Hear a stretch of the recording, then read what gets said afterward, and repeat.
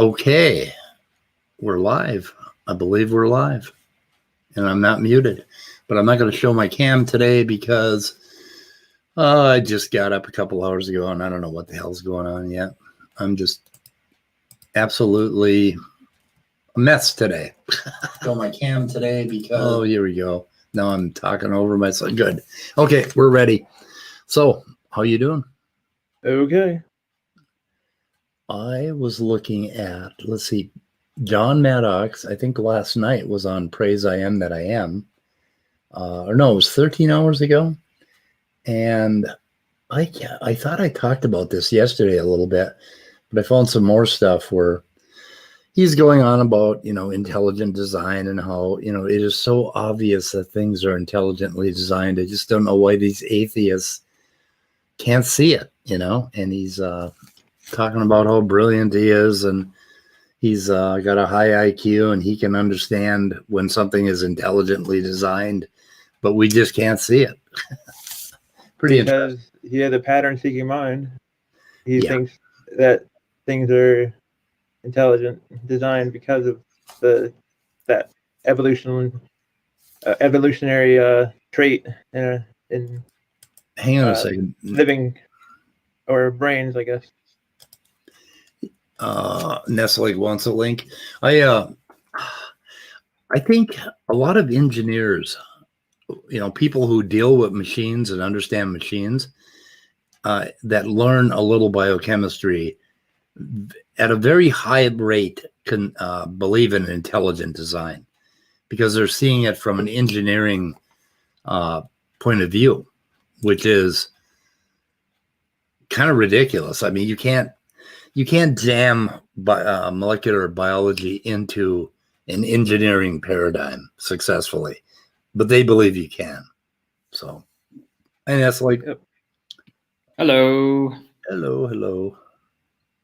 So, I got nothing today. I was hoping somebody else had something. Well, I recently saw Dapper Dino's, or at least part of it, debate with Sal Cordova. Did he? When was that? I think this week, a few days ago. Oh, shit. I think I saw it, but I totally forgot about it. I have so many there's so much stuff going on. I mean, I'm getting just barrages of creationist material from all different sides. Having a little trouble keeping up, to tell you the truth. I need a secretary. Keep track of these guys. So, what channel was that on, Dapper Dino and Cell? It's Modern Day Debate, of course. Oh, yes. It's the debate channel nowadays. Yeah, I talked about that a little bit yesterday. That was actually pretty cool. It was a pretty good discussion. I haven't had a chance to watch the whole thing yet, but Cell is still going on about this idea that he can redefine fitness. Oh yeah, I started listening to his opening. I was like, oh, what the hell? I know I know the same word can be used differently in different contexts. Like if I say bank, am I talking about a bank where you store your money or a river bank, like that? But fitness in evolution has a very specific meaning, or at least of course there are some. There may be some in one aspect may be different than in other aspects. Like a good example, perhaps like if you have a combination of two traits, you have a different meaning of fitness. Or if you only look at one trait at one time, then you have maybe a different meaning of fitness. But well, if they look at it as bigger, stronger, smarter, more complex. Oh yeah. Oh no. No, it's This is the thing that irritates me the most. Like, are you familiar with orthogenesis? What it means? Autogenesis? Yeah, orthogenesis. I will spell it in the chat so you can put it in main chat. Yes.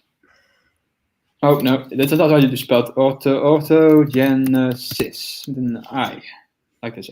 Sorry, autocorrect. All right. It's basically the view that evolution is or at least some form of evolution as a direction towards a betterness or a goal.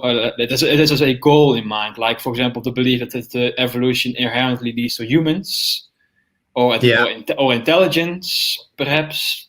Progressionalism. Yeah, progression. Progressive evolution is a general term for this. Right. And of course, the creationist mindset is like the creationist view of evolution is almost always orthogenesis. Like, they think that humans are the pinnacle of evolution. So when evolution goes from complexity to simplicity, or if something happens that breaks complexity, like for any example, then they will say, aha. Evolution, loss of information. Evolution is debunked, like that, Yeah, or genetic entropy, That, yeah, exactly, yeah. Yeah, if you define it that way, and then the extinction of...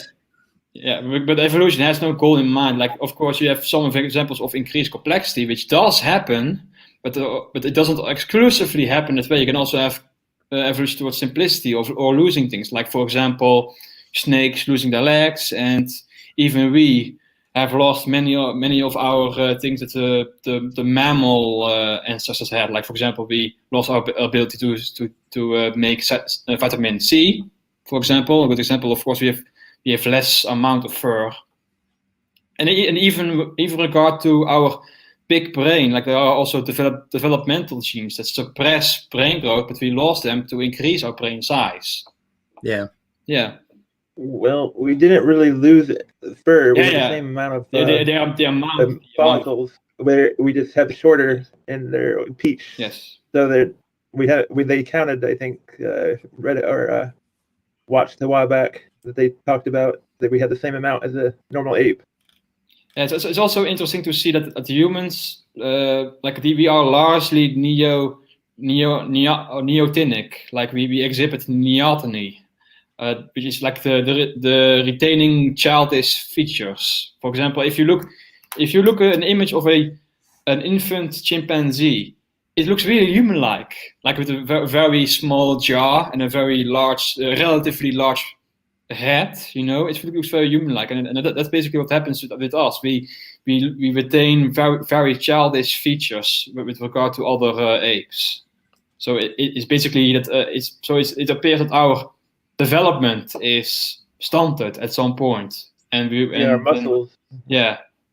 So that's maybe one example of how human evolution is in a way regressive, at least from one arbitrary perspective, of course, because evolution has no direction in mind. So you cannot really say it's regressive, but yeah, if you want to take the orthogenic view, yes, we are regressive apes, so to speak. Yeah. Yeah. Cel Cordova and I had a hangout when he first came up with this fitness thing, and he started doing it on Stanley's channel, and I just posted a link to it.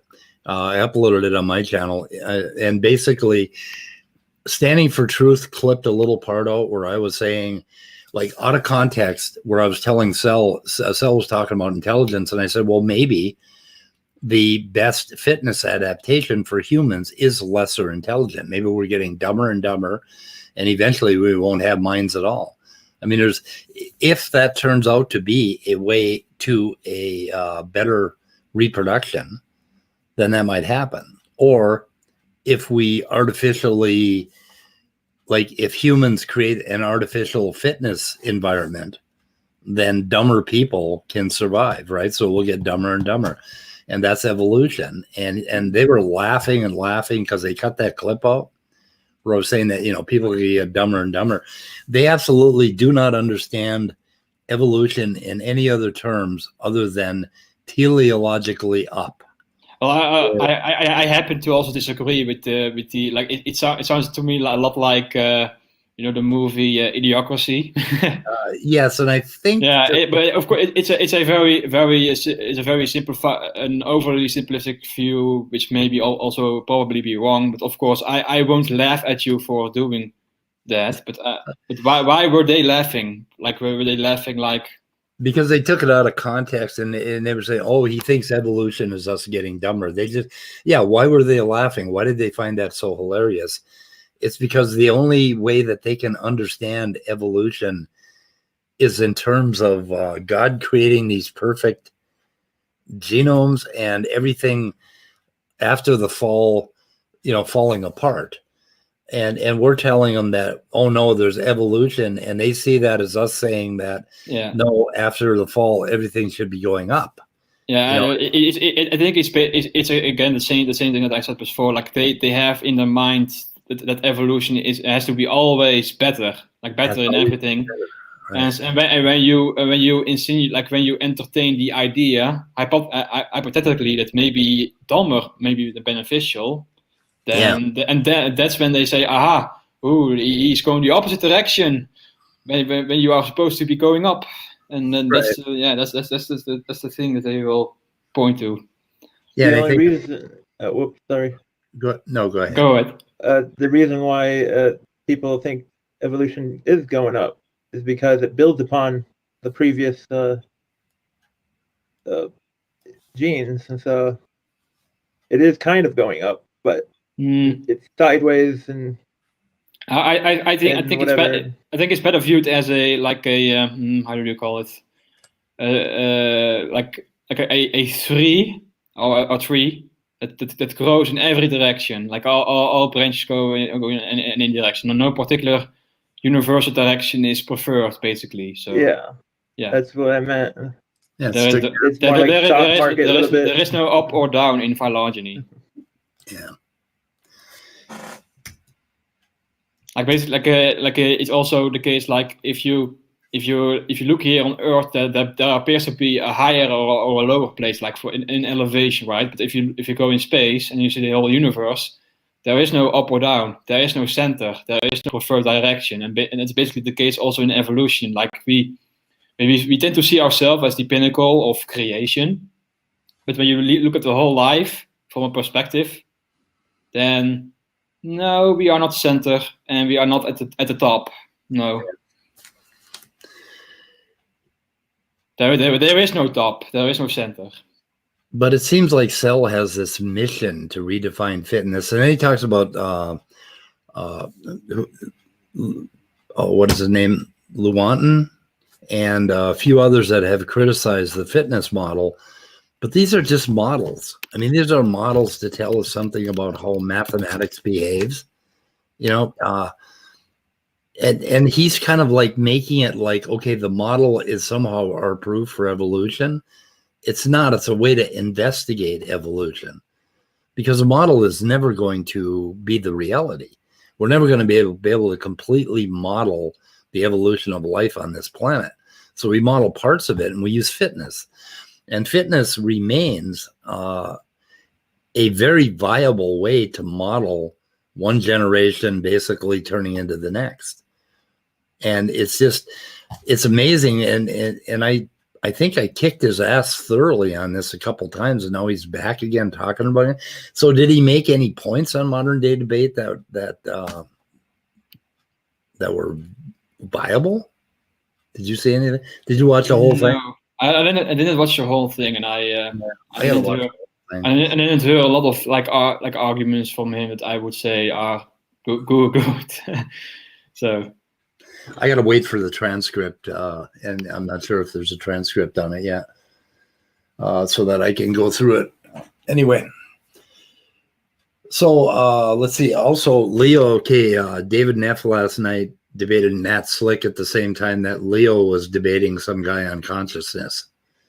And we're going to do an after show on Saturday night on that Leo consciousness thing and the Matt Slick, David Neff debate. I don't know, David's probably going to do something on that, but both were very interesting debates. So worth checking out. One was on the Rages channel. That was Leo, and David debated on this Matt Slick's apologetics channel or whatever. What is it called? Where the heck is it? I'll see if I can find it and post it. Also, I think their tendency to think that evolution is progressive is perhaps a stems from like a form of like projection. Like they believe that humans are the pinnacle of creation. So then we must also believe that we are the pinnacle of evolution. Right? Yeah. All suspect, modern animals are a pinnacle of evolution right now. Yeah, basically, yeah. Oh my goodness, what did I do with? We're the ones that survived. Yeah, it's also the same thing. It's also the same thing that they tend to treat Darwin as our prophet. So it's also a form of projection. He was just the first guy to publish it. Yeah, they talk about Darwin more than we ever would. I mean, Darwin is mentioned in the beginning of some biology books for high school. He's now a significant historical footnote, but just a footnote. Right. He's not the end all be all of, like he was wrong about a lot of things, like how heredity worked. Although he was almost close to the truth of heredity. Like he was also I think he was also observing maybe pea plants or maybe other plants, but he was also observing similar things that Mendel observed. So he was almost there, but still not quite there. Matt Slick. Yeah. Matt Slick is pretty slick. I'm trying to find David's debate. I can't. God, did I invite David? Shit. I'm not sure if I put him in a list. I need an automatic email list to invite people. Anyway, let's see what else. What else, guys? TopDawg? Well, if you're ready for the thing I was planning to do. Can I? Yeah, go ahead. Dapper Dino. I mean, what do you call it? A nod or parody or whatever you call it, or just something fun that I made a couple of days ago that will sure. What do you call it? I don't know how to explain it. I'll just show you. Do you have to share a screen, or is there any way to... I'll bring another thing, and I'll have this one on too because I have two browsers. That's how I do it. Here we go. So, where is it? Oop, gotta mute. Oh, I may go. Wait a minute. Am I muted? Oh no, I'm not muted. I may have I occasionally look at some, or I occasionally keep track of the scientific literature, and I may have some interesting papers to suggest reading. Okay. Let's see here. I know I saw this news about like a computer program that like really accurately predicts the protein structure based on the sequence of amino acids alone. So it's been a very a big problem in like protein construction, because like just by looking at the amino acids, it's very, very difficult to predict how the protein will fold and to complete its structure. But now they have figured out a way to actually make an accurate prediction based on the sequence alone. Really look at Dapper Raptor. Yeah. Can you hear me? Yeah, I can. Dapper Raptor. I got an echo on my side. Wow, did you do that? Yep. Just a few days ago, or a couple of days ago. Are you the cousin of Dapper Dino? Yep. Very distantly related cousin, or at least in the same suborder. Theropoda. Just maybe the other thing, so I can't hear anybody. I don't think. Can you not hear us? You cannot hear us? Okay. Somebody let me know what programs you're using to do that. The face rig from Steam. Face rig. I just switched the face rig, and it had to edit all the stuff that's on the. Although I like the effort of the image, like the effort that goes into making such a program, but the Raptor is wholly inaccurate. Yeah, got a little like Jurassic Park 3 flare or feathers in the head. Yeah, but not only that, like the tail is very flexible. Like the Raptor's tails are very stiff actually in the real life, and also the hands are like the hands cannot be positioned that way. Oh, Otangelo is here. All right. He is here. And he has a okay. The papers on protein folding. Were you talking about that Go computer that they got to fold? Basically, they made a big breakthrough in folding proteins. Have you heard about this? Sorry. They made a big breakthrough in AI. Folding. Yeah, that was what I mentioned it before. Yes. Yes, I was. Yeah. I was so enamored with the Dapper Raptor that I I didn't hear you. So anyway, I will copy the link. Let's see here if I can. Yeah, I was reading the article. My son just came down and talked to me about it, and I've heard about it. I guess it was the computer that kicked ass on Go, or the same AI program. They applied it to. I gotta check that out. Oh, they have a NatureCom article on it. I don't think I've seen that one. But anyway, that is a big breakthrough, protein folding. We're going to learn a lot about the protein space by being able to do our own, basically take a look at how dense the protein space is for function, that sort of thing. And we're going to be able to tell by some of these folds. And that's going to make a big leap forward in evolutionary science and definitely in medicine. Because the protein space is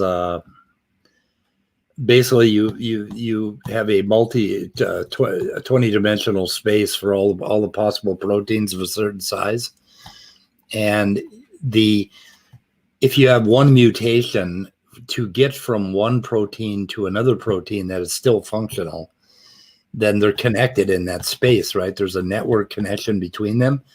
But you can also get from one protein function to a totally different function by a certain number of mutations. And looking at how many of those proteins are functional in a space is going to tell us a whole lot about the pathways of evolution and also pathways of cancer, how cancer is created and a whole bunch of other things. So this is a hell of a breakthrough. And they said it like rocketed us ahead 50 years. Like they didn't expect to have this kind of technology, for 50 years, which is quite interesting. So the ribosome is also actively involved in contributing to not so much, to tell you the truth. There are cases where ribosomal pausing does change the way proteins fold. But no. Actually, I like a few months ago, I watched a lecture by one researcher who looked into the evolution of the ribosome. Yeah. And that thing about preventing the ribosome preventing misfolding of proteins is actually restricted within the eukaryotes. Like the prokaryotes, they don't do that. You mean what? Say that again. The prokaryotes, they do, like the ribosomes of prokaryotes, they don't like check misfolding of protein. Right. Don't have ribosomal pausing, but they found ribosomal pausing in a prokaryote, I thought, first. Oh yeah, maybe. I think they found one incident of it in a prokaryote, but I mean, it's not ubiquitous. No, it's not ubiquitous, no. So it's protein folding. A lot of proteins just naturally fold by themselves. Some require a chaperone. No, you're not backstage, to me at least, Otangelo. Yeah, some of those chaperones are nothing more than just a bag where you put a protein and let it take its time folding, right? So it's not interfered, so it's not being pounded by water molecules and everything else. And it just folds itself inside of this big bag. I think that's the heat shock chaperone. And other chaperones, they contribute a little bit. But I mean, this idea that there's some machine that's deciding how to fold things is, it's both true and false. But it's false most of the time. Most proteins will naturally fold, I believe, the way they want. Or the way they need to fold. And of course, anytime you have a rule in cell biology, there's going to be something that breaks that rule. You're going to find a paper where they found something, like for introns, for instance. You could say that introns are totally junk except for the hinge point and the other point that gets them started so they can splice. Mm-hmm. But then you'll find a paper where inside the intron, reading in the reverse direction, we have a long non-coding RNA that has some function. So you can always find these exceptions, and you have to be careful when you're thinking the exception is the rule. They are not. Yes. They have no proof. Well, the thing, Speed, is that rather than starting with evolution and with proteins which eventually evolve when life is already existent, in order to have a consistent explanation, you need to start actually with the origin of life. And no, you don't. Of course we do. We require a minimal set of proteins to have life, and you have to explain how that minimal proteome emerged. And as you correctly pointed out, you need the right sequence. And to have even the smallest ribonuclease protein, which has about 124 amino acids, the sequence space is far larger than 1 to 10 to the 50th power. So how do you get? I talk about proteins or the ribosome. No, I was talking about this. I put the link here in the side chat, and the smallest, the simplest RNA protein is ribonuclease, and it has 124 amino acids and uses 19 of the 20 different amino acids. Okay, so even to have the smallest ribonuclease protein, the sequence space, the possibilities is far greater than 1 to 10 to the 50th power. So how do you get the correct sequence by random unguided events? That's an interesting question, and with a very difficult and long answer. And you keep talking about you talk about the ribosome, and then you want to talk about abiogenesis. You realize how well, the ribosome is required for life to start. We do not know of any life form which does not have DNA and which does not have the ribosome. Well, show me a life form which doesn't have a ribosome, and I can give you the science papers. Depending on the definition of life, viruses may qualify, but I don't really have much knowledge of this topic. So. Okay, I can also, give you. I contest the notion that we need to explain life to have a good theory of evolution, because like in science, no theory explains everything of the things that is supposed to be addressed. Like, for example, the theory of general go back to Newton. His theory explained a lot of Newtonian mechanics. Like we can apply it in most everyday examples. But it still did not explain everything. For example, the famous example is the orbit of Mercury, which was explained by a missing planet. Like I think it was called Vulcan, if you are familiar with that. So it didn't explain everything, but it still explained a lot, and which is why it was still accepted as a good theory until a new theory or better theory was replaced. Now it's of course Einstein's theory of relativity, which explains more than Newton could, but still Einstein's theory is still has problems because it cannot be applied to the quantum scale of gravity. So there are still problems with the theory, even though it's still the cornerstone of physics right now. So so a theory doesn't have to explain everything at all times to be valid. Well, abiogenesis isn't a theory; it is a hypothesis.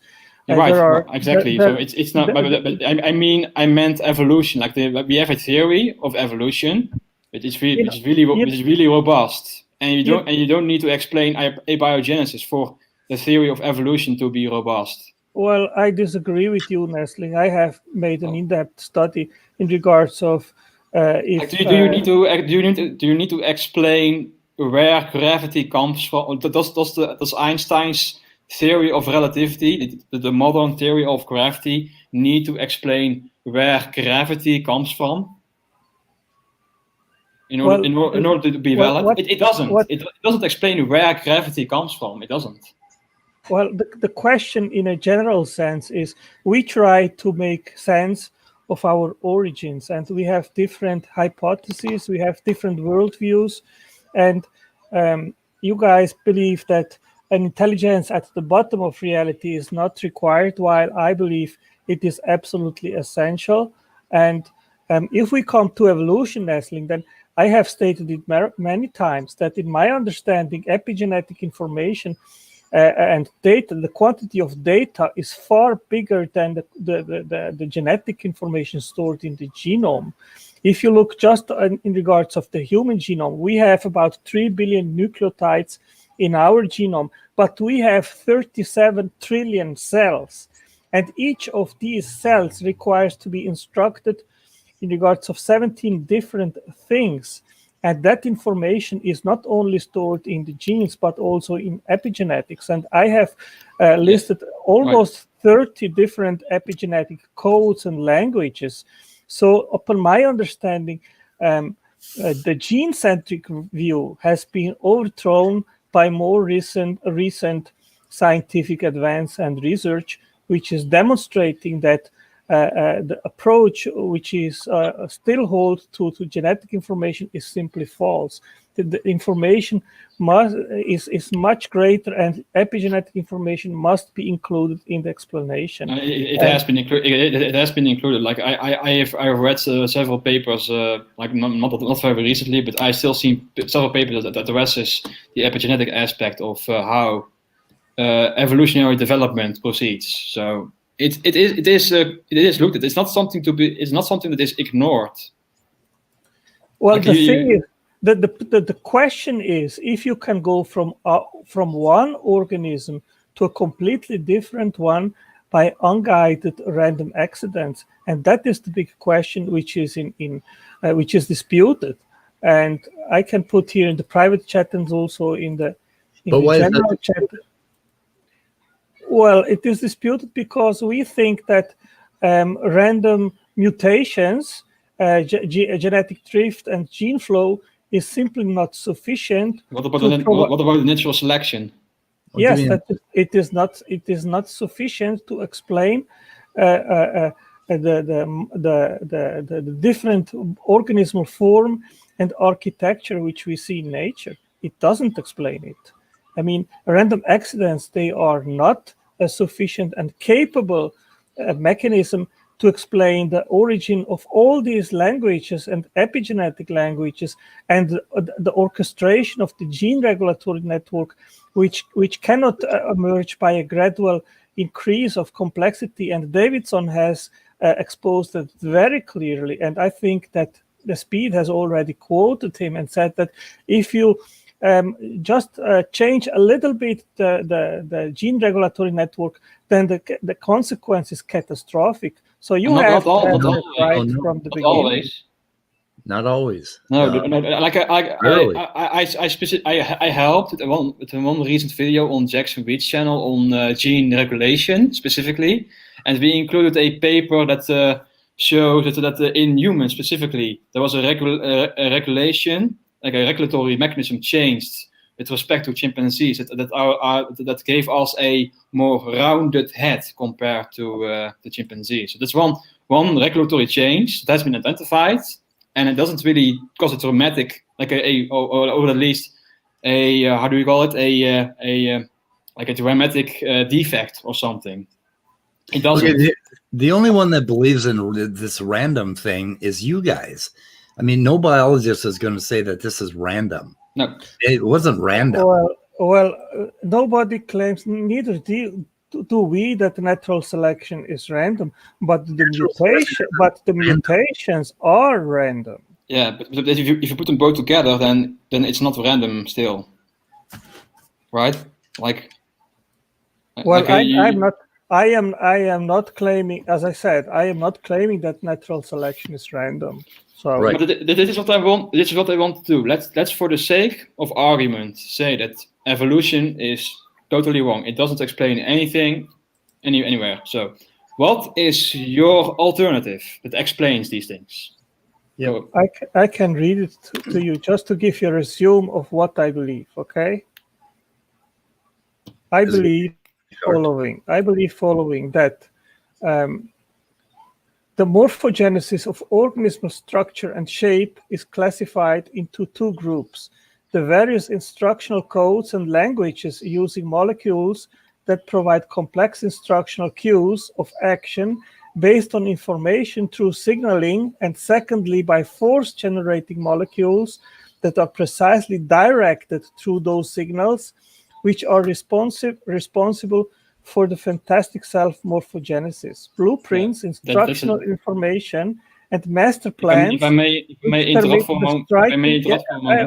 I'm just finishing. But you're not answering my question. I hear a description of very complex things. I know biology is complex, but I was wondering, like, can you provide a scientific explanation that explains these phenomena? But so far I hear a description of the phenomena, but where does the explanation come in? If you permit me to finish, then I will tell you what I. Yeah, but you don't have to describe this. You don't have to describe. So provide the explanation, and also how you can test this and how you.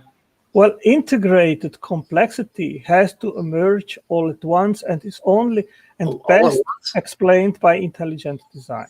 That's an assertion. That's an assertion. Like you assert, intelligence is the best explanation. Okay, how do you test that? How do you test that explanation? Well, we know by experience that intelligence can make blueprints and instructional prescribed information, and then direct the outcome of complex machines, and in the end, integrated complexity, which produces either machines or factories for a specific purpose. We know that intelligence is capable. We have it observed. We have it observed, like intelligence meddling with biology, right? Well, but we know that intelligence is capable of producing that Now you're arguing from an analogy, like with humans designing things like cars. For example, we observe, to bring back evolution back for a moment, we observe things evolving. We don't observe like living organisms being designed, being manufactured. So your analogy is a bit useless here. So you cannot you cannot point towards humans designing things like cars and then say, so there must be another intelligence beyond what we can observe designing life. Okay, that's a wholly different analogy. If I could just interject something here, Otangelo, you also say very often, all of you say very often, man has never created a simple cell. So we've never observed intelligence creating life. We've observed intelligence creating automobiles, but the cell is not an automobile, and it's not an automobile factory. It doesn't run like an automobile factory. Well, it runs like a chemical factory, which is far more complex than any factory made by humans. I'm not done yet. Okay, we're going to try not to interrupt you if you try not to interrupt me. Yeah, sorry. Okay. Now, if you took an automobile factory and you threw in a bunch of metal and you threw in a bunch of wires, and then you heated it up so they were all flying around, hitting each other, do you think you would get a car? Never. Okay, that's how cells work. No, absolutely not. Oh, that is how they work. No. Well, that's your assertion. Cells don't, like genes do not always transcribe. They do not always, sometimes they're tore down. Proteins, we have all kinds of junk proteins. They go to the proteasome and get deconstructed. I mean, it's a stochastic process, and that we have not created life. So where do you have an example of intelligent life? Proteasomes, they are recycling proteins which are eventually wrongly folded in the genesis of the protein. But this is an extremely orchestrated and intelligent process speed where the cell recognizes. You're begging the question, like you are inserting intelligence to argue for intelligence. Well, no, because you are already assuming intelligence. Nesslig, I would like to finish a sentence because you are interrupting me at each sentence that I make. No, not in each sentence. Yes, you are. No, You are no. interrupting me. I'm not able to finish a point when you interrupt me, even if you disagree with me. But I would appreciate. But the problem is you go off on different tangents, and you're not stopping at the point. Get to the point then. It is difficult to make a point if you don't permit me to end what I want to say. Okay, so even if you disagree, let me finish and then you respond, please, because otherwise, whatever I say... keep the point short then. Get to the point. Shorter. Okay, the proteasome to recycle proteins is an orchestrated process where the cell recognizes when a protein is wrongly folded, and then to recycle it, that is actually even life essential, because otherwise you will accumulate protein remains and wrongly folded proteins, and the cell eventually will be full of these waste products and die. So you require proteasomes right from the beginning and recycling as well, and that is an orchestrated process. So you keep saying orchestrated and you keep saying intelligence in your argument for orchestrated and intelligence. Yeah. It's a form of circular reasoning. You are assuming the thing that you want to conclude. So again, back to my question is, I want to hear, like, let's say evolution is totally wrong. You cannot explain anything at all. So what is your alternative? How do you demonstrate your alternative? And how do you test your design hypothesis? For example, if you, let's say, you have something in mind. Doesn't matter what. How do you test the design hypothesis? How do you test, say, like, for example, if you find a rock in the wilderness, it may be a rock that was designed by an intelligence to be a spearhead, for example, or it may just be a random rock. Like we can test that, paleontologists who research or anthropologists perhaps research this, the difference to recognize the difference between a rock in nature and a rock that was shaped by an intelligence. But how do you do the same thing for like a protein in a living thing? How do you test for the design hypothesis? Okay, I have put a link here in the side chat and also in the private chat, which responds precisely your question, Nesslig. But I would just to say by myself, we know that intelligence is capable of making instructional information and blueprints. And intelligence is also able to create languages and then to establish a common agreement of meaning of codes. And then someone can read that blueprint and actually make a machine or a factory or a computer or an energy generating turbine or energy plant and so forth. We have experienced that intelligence can do all these kind of things, and all this we see inside of the cell. The cell makes all these kind of things, and it works analogously to what we do. So so we do not have to test that because we already have experience that intelligence can do this kind of thing. No, you're missing. The problem is you're not providing any test for a hypothesis. You're arguing from an analogy. Yes. Why? Because we are talking about events which supposedly happened either if we take the geological timeline 4 billion years ago when life started, or eventually a little bit less time, but it are events which happened in the past. So we require to make post-dictions. We have to see what we see today, what is the evidence, and then we can eventually look back and say, oh, okay, probably that mechanism explains the feat in question in the best possible manner. Again, it's still, and it's not. I'm not saying you are looking at the past. As an refutation, I'm saying you are arguing from an analogy that doesn't really have any commonality. For example, like you say humans, you observe humans designing things, but then you point towards a different intelligence, totally unrecognizable. You don't know anything about this intelligence or what it is capable of, or how it designs things, but then you infer how can you infer anything of what this designer would do? Like how do you recognize any design from this intelligence that is undefinable? Okay, we do not need an explanation of the explanation. If I say that design is a more capable and more case adequate explanation of what we see in nature, in biology, in biochemistry, then I'm sorry, I missed my line of reasoning. Can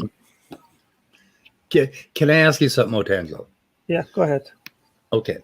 You say that DNA is a blueprint for Correct. creating Well, life. that's not me saying that. We know that it is. You're calling it a blueprint, and you're saying that we have examples of men reading blueprints and creating buildings. Correct. Do you have an example of men reading DNA and creating life? Well, no, but it is much more okay. complex. Why? If you don't have an example, this is exactly the flaw of the argument. Like you are arguing from an analogy, and you stretch the analogy beyond any comparison, basically, and then conclude that there must be a better intelligence, which you cannot even define. Blueprint. Okay, I'm going back to my line of reasoning. As I said previously, we do not require an explanation of the explanation. I'm not asking for the explanation of the explanation. I'm asking for the explanation. No. Well, the thing is, we see, in a literal sense, cells are chemical factories. They make through molecular machines all the building blocks required for life. Okay, they make the nucleotides, they make the amino acids, they make the phospholipids, they make the carbohydrates. No disagreement there. No disagreement. Okay, so they are literally made in the cell. And how are they made? The genome and eventually even epigenetic information instructs how to make the molecular machines which make all the basic building blocks and how then to assemble them together to all the parts which are required to make life. And even the DNA replication requires in a prokaryotic cell about 30 proteins, which are absolutely essential, like helicase.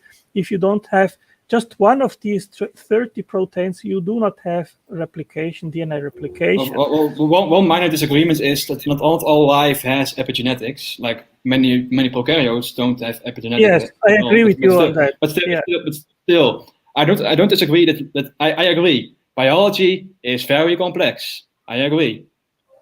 So how do you say that intelligence is the explanation for this? How do you test for that hypothesis? Well, we can use here two lines of reasoning. One is eliminative inductions, where science has not been able in over 70 years to provide a compelling explanation of how natural mechanisms eventually would be capable to assemble together to make all the components required to have a minimal self-replicating free living cell.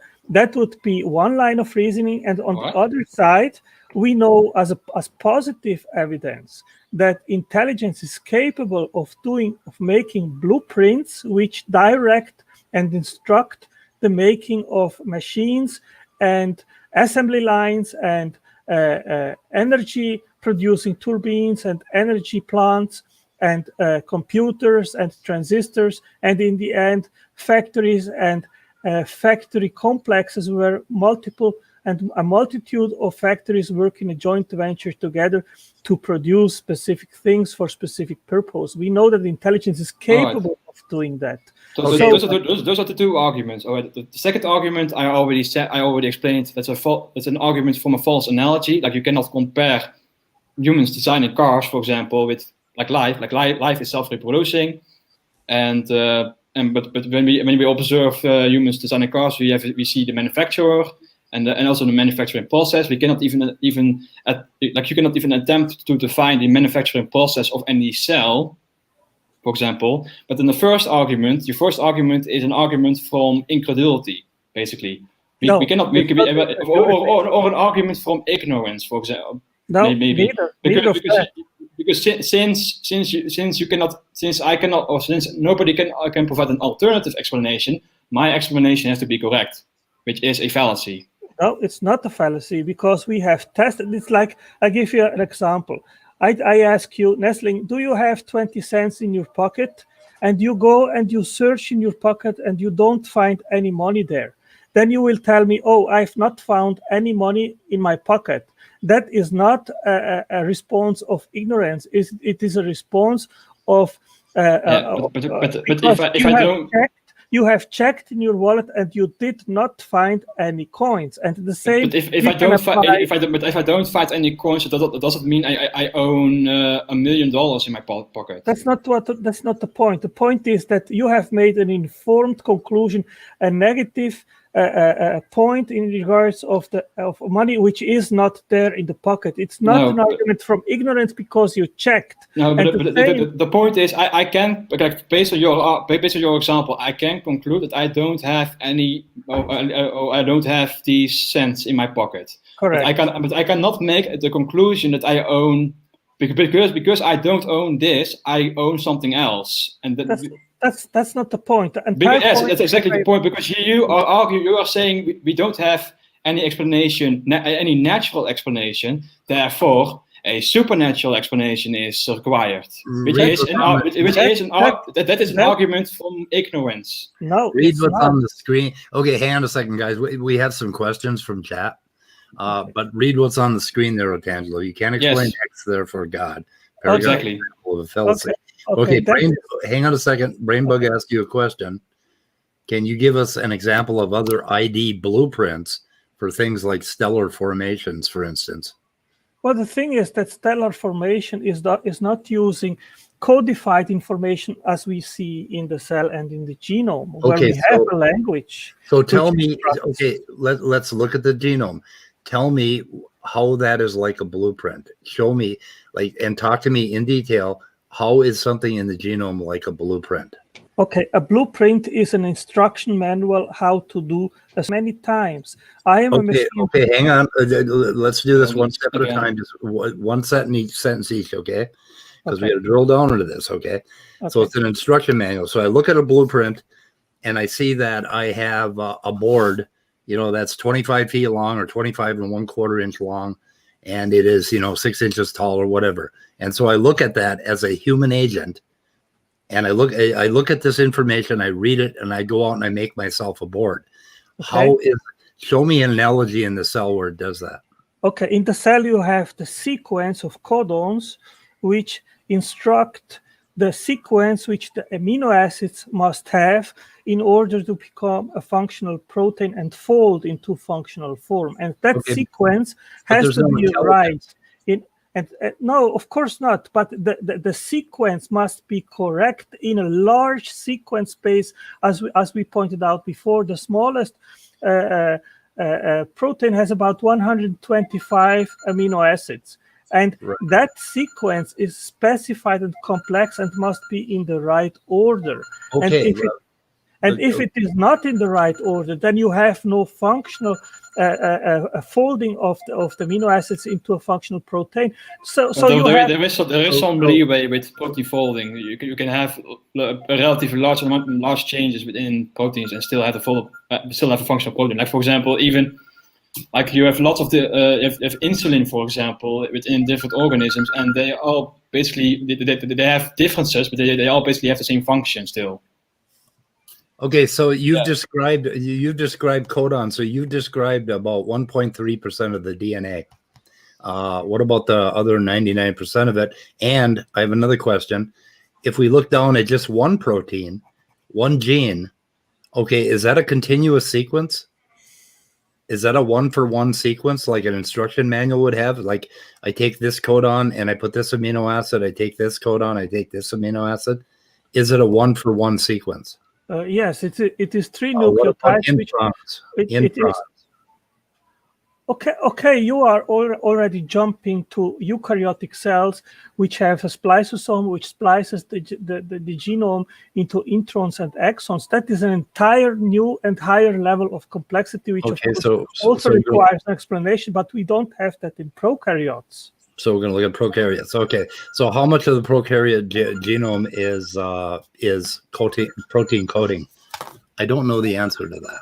I don't know the answer either, but we know that there, of course, there must be sequencing which is functional for proteins, and that is the question. How did the first? I heard something in the background, but who is that? Well, I'll just attend my phone. I just come back in 2 minutes, okay? Well, if your phone is ringing, then you should get it. I think it was ringing for like a minute or so, and then, I don't know. Right. But there's a reason for those introns in eukaryotic organisms, and of course, if we're talking about these complexities like complex ribosomes, prokaryotes have simpler ribosomes.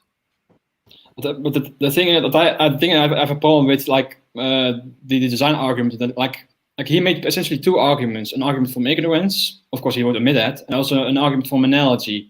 We see humans design things, therefore, like a supernatural intelligence is a reasonable explanation for like life, biological life. And sorry. But I'm still not seeing like a scientific hypothesis that can be tested, like a prediction, like, oh, if intelligence is right, we should observe these things in life forms. And of course, it has to be a logical argument. Like if this is true, then this should be true. For example, in evolution, we make the prediction like, oh, if humans descended from more ape-like ancestors, then we should observe like transition of fossils, and we do. For example, that's a prediction, scientific prediction that can be tested. Where is something similar for design? Okay, I'm back. So we're looking at prokaryotes. So how much of a prokaryote? Yeah, you want to talk about prokaryotes, because you keep talking about the more complex ribosome in eukaryotes. No, ribosomes are required in the simplest life forms, also in prokaryotes. In prokaryotes, but they're simpler. They're smaller. They're simpler. Well, there are no simple life forms. Even the smallest free-living prokaryote, like Pelagibacter rubic, has 1.3 million nucleotides. And if you go lower than that, and you can propose mycoplasma, which is often used as a model to say that is the simplest life form. But I have said that many times, that is a pathogenic cell which does not produce by itself the amino acids which it gets from the host, in case of mycoplasma from the human body. So you need, as an example, a free-living smallest life form, which is, as I pointed out before, Pelagibacter, and that is already enormously complex. How do you get a minimal proteome with 1.3 million nucleotides by unguided events? How do you explain that? How do you design? By design. How? Who designed it? Your answer is by design. But if I say by evolution, you wouldn't accept that. But I don't accept your assertion either. Like, how does design explain that? Again, you are asking an explanation of the explanation. No, I say how does design explain that? Well, okay.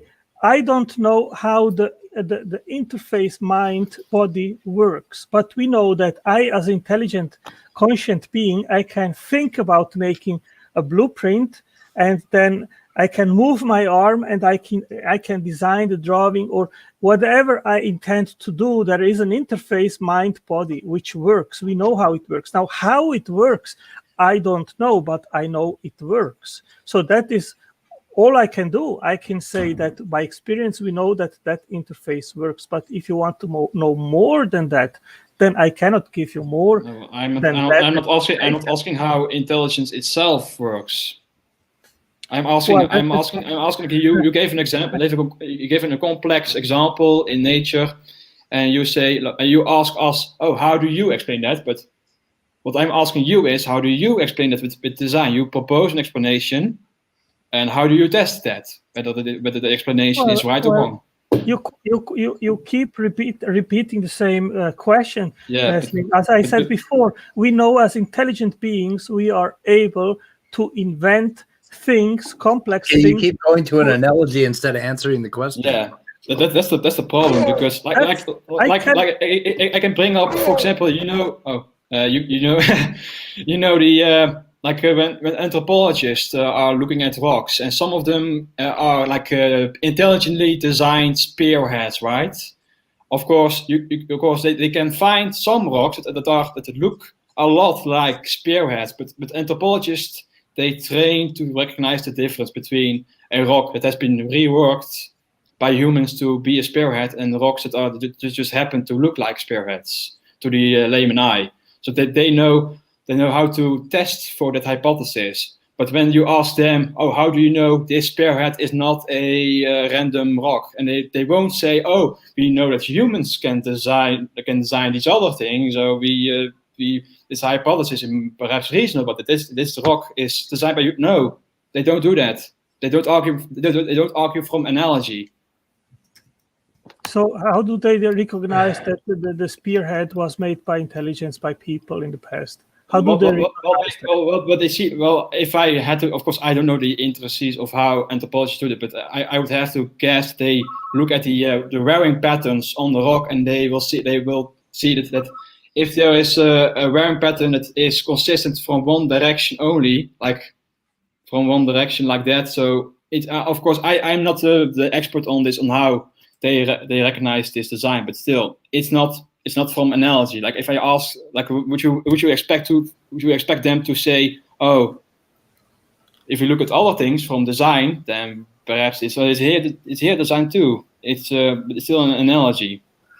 Well, of course, there are things that we know that only intelligence can do, and I have left a link how to recognize the signature of intelligent actions or even of past intelligent actions. And we know that there are things which only intelligence is able to do, which unguided events can't do. Would you agree with that? Otherwise, I can start to I have 10 points which point to that.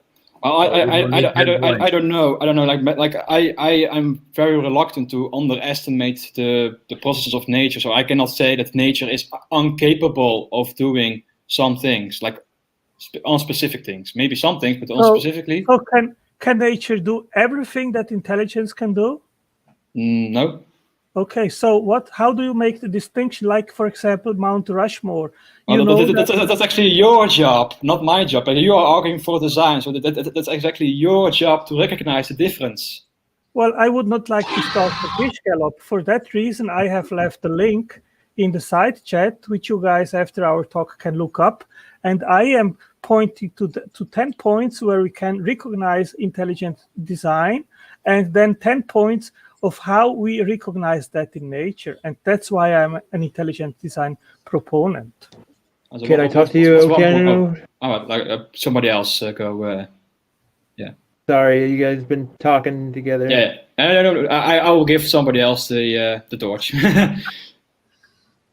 So is it okay to talk to you? Yeah. Otangelo? Yeah, go ahead. Yeah, sure. Go ahead. Give me a question.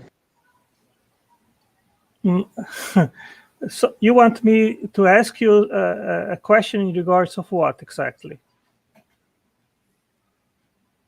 What you just been talking about. Well, maybe we can keep going. Can you give an example of something that we know that only intelligence is able to do, which unguided random events can't do? Or if I can propose you something, do you think that a blueprint can be made by unguided events? You haven't established what kind of blueprint? Yeah. Well, Mike, we know that genes store genetic information. That is no issue. And that's only the coding. As in, that's only a blueprint is the actual thing, or just your imagination? No, that is an actual thing. That is not an analogy or a metaphor, which is always being claimed. That is a fact that the genome stores genetic information, which directs the making of proteins and also directs microRNAs, which have regulatory functions and so forth. So that is a fact. Yeah, we can use this blueprint to make proteins, actually. But why can't we use this blueprint to make life? How come we've never been able to read this blueprint and make life, if it's a blueprint? Well, Blueprints you could read. Well, the thing is, let's suppose you have, as I said before, a minimal genome with 1.3 million nucleotides. These nucleotides must be sequenced in the right order. Okay, so if you do not have intelligence, then the only explanation is unguided events. There was no evolution at that stage. So you can make a statistical calculation what it would take by random unguided events to have the right sequence of that genome. And it is absolutely in the realm of the, Leo says, oh, if you have 1 to 10 to the 700,000, then it's not a 0. But if you have a chance above 1 to 10 to the 50th power, then it is so unlikely that you can neglect it and that you can say it's basically like 0. Okay, now you've gone all the way back to abiogenesis, and you're saying, and it's something that we don't know about yet. But Demeter has shown you in his papers how evolution at that very low level does work.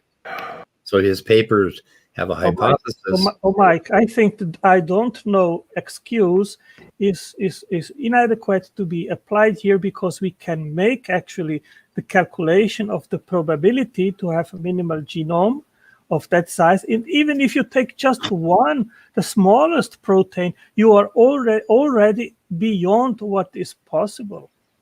Okay, back to blueprint. Come on. Can I interject for a moment? Like, Otangelo, you accept that evolution has been observed in the lab, right? Yeah, we need to make a distinction. There is adaptation, which you can also call microevolution. Exactly, right. So you wouldn't accept the analogy from, oh, we observe microevolution in the lab, Nessling, I'm sorry, I have a client on the phone. I have to stand again. Sorry. Sure. I wasn't finished. Yeah, okay. What was your next question, Dog? Oh, it was from him. I was getting a question. Okay, well, we'll wait for him. Can I make my point, or do you want to Raptor? Do you want to continue? Well, he has a question, so you can probably make your point while Otangelo's gone. So. Well, my question was like he wouldn't accept the argument that, oh, we observed microevolution in the lab, and therefore based on that he won't accept the big macroevolution. Right. But he makes the same argument, like, oh, we observe humans designing things, and he extrapolates from that to a other intelligence outside of nature, unobserved, and designing complex living things. Yeah, his 10 points are pretty much all analogies to cars, wheel used in cars. Yeah, and my microevolution example is not even an analogy; it's actually evolution. So extrapolating microevolution to macroevolution isn't not something that's that big. Like his analogy is way off. Like he's talking about a supernatural intelligence that we cannot observe. We don't know anything but what the intelligence is capable of, or how he or they or it do things. So. That's the problem. He was talking about in blueprints. Doesn't make any sense in reality. We can observe the mechanisms of evolution in the microevolution setting, like gene duplication and such. And these mechanisms do explain a lot of complex things. Like, for example, hemoglobin, right? Like hemoglobin has two subunits in a 4 tetrameric structure. That has been explained by gene duplication, which is observed in the lab also. Yeah. That process. Of course, any creationists will jump on me saying like, oh, you did not observe hemoglobin involved. Well, no, but we observed the mechanisms that explains the observation about hemoglobin being being made of 2 very similar subunits. So yeah. But anyway. Well, I'm going back to just the TopDawg. Yeah. It's too much for me to handle with all the screens. Too many programs. I love your Dapper. Yep. Have you showed that? The first one? Nope. Okay, we got it. We got to send this to Dapper Dino. Yep. I will do that. Oh, get the mustache. Okay. No. Oh no. People are calling me. Oh, is Raptor gone? Oh, I thought he was planning to like ask his question. All right. Oh no. TopDawg Oh. here. The Raptor's gone. Oops, gotta change my avatar. He Too many had to- programs.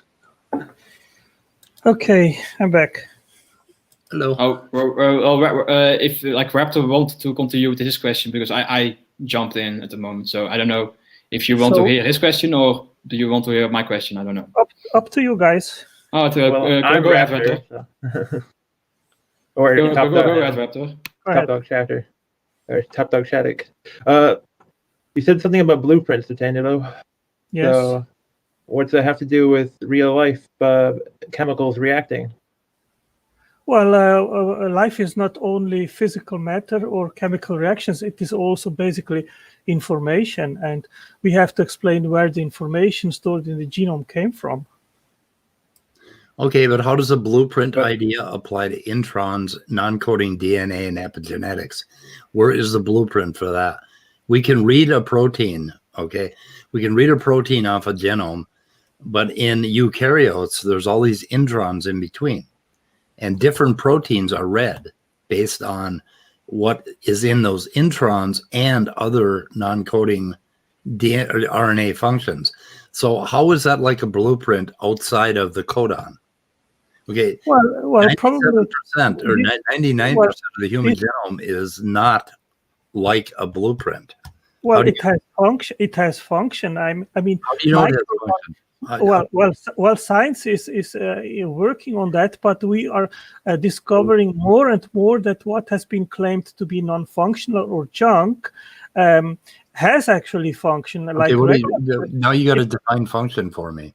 Well, Because- like for example, microRNAs, they are regulatory molecules which are required for a very different kind of tasks in the cell. It's not junk. Okay, but is all of the DNA not junk? I mean, can you prove that?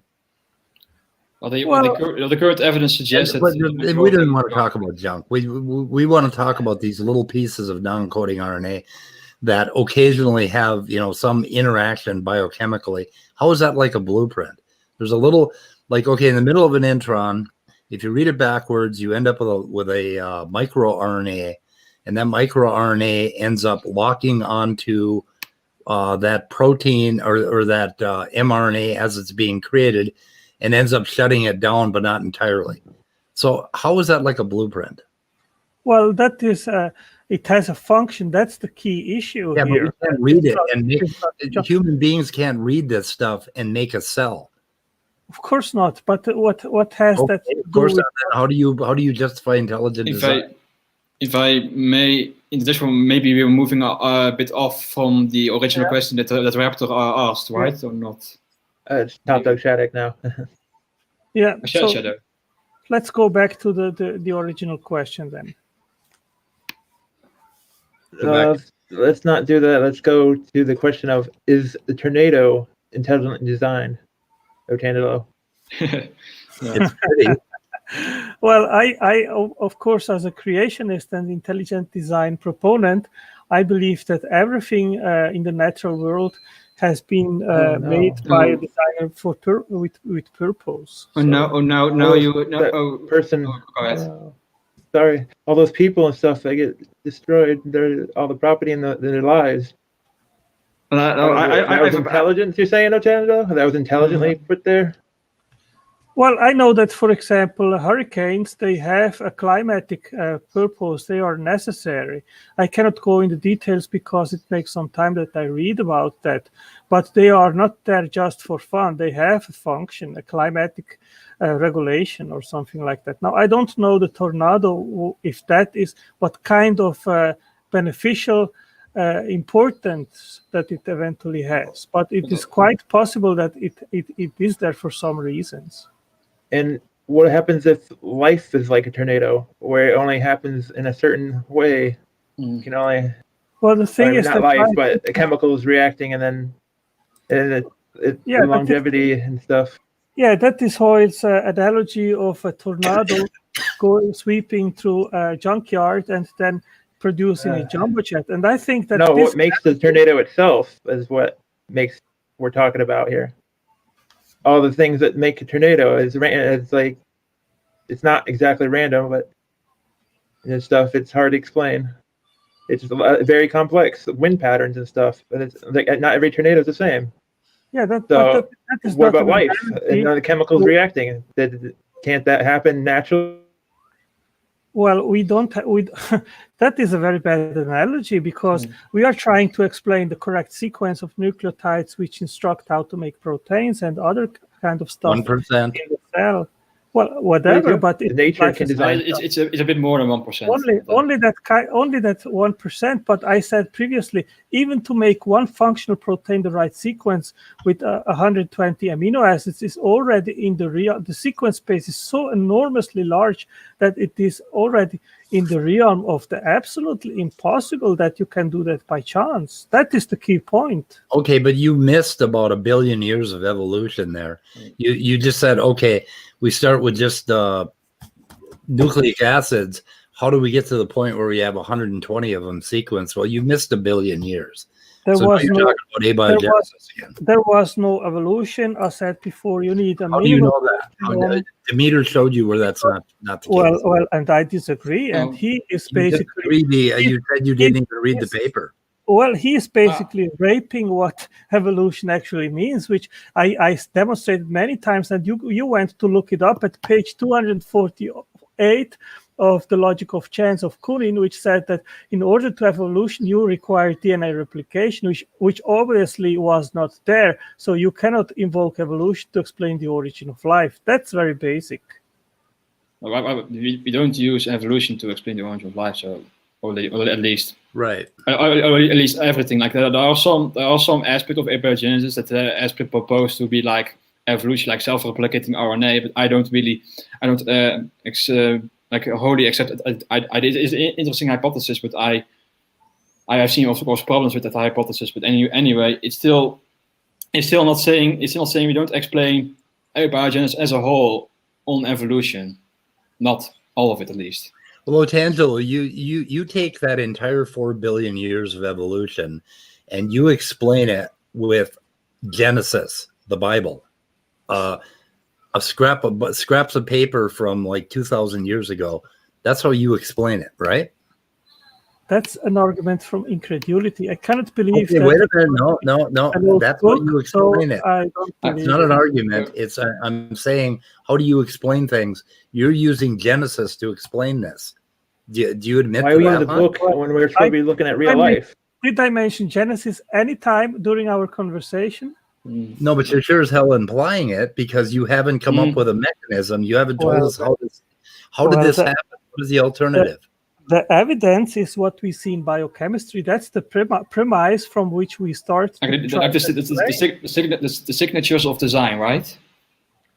Oh yeah, that's a good book from Stephen Meyer. No, I mean your signatures of your blog post, like how to recognize the signature of past intelligent actions, right? Correct. Yes. But there is a big problem with your position because you believe that everything is designed. So arguing for signatures of this to distinguish between non-design and design becomes really redundant if you believe that everything is designed. It doesn't matter what signatures they have, right? Well, the distinction is that, for example, a rock, the shape of a rock has not a purpose. It is randomly shaped, and you cannot recognize that shape serves actually for a purpose. But when you look inside of the cell and you see any kind of a protein, the first question which a biochemist will ask, well, what is the function of that protein?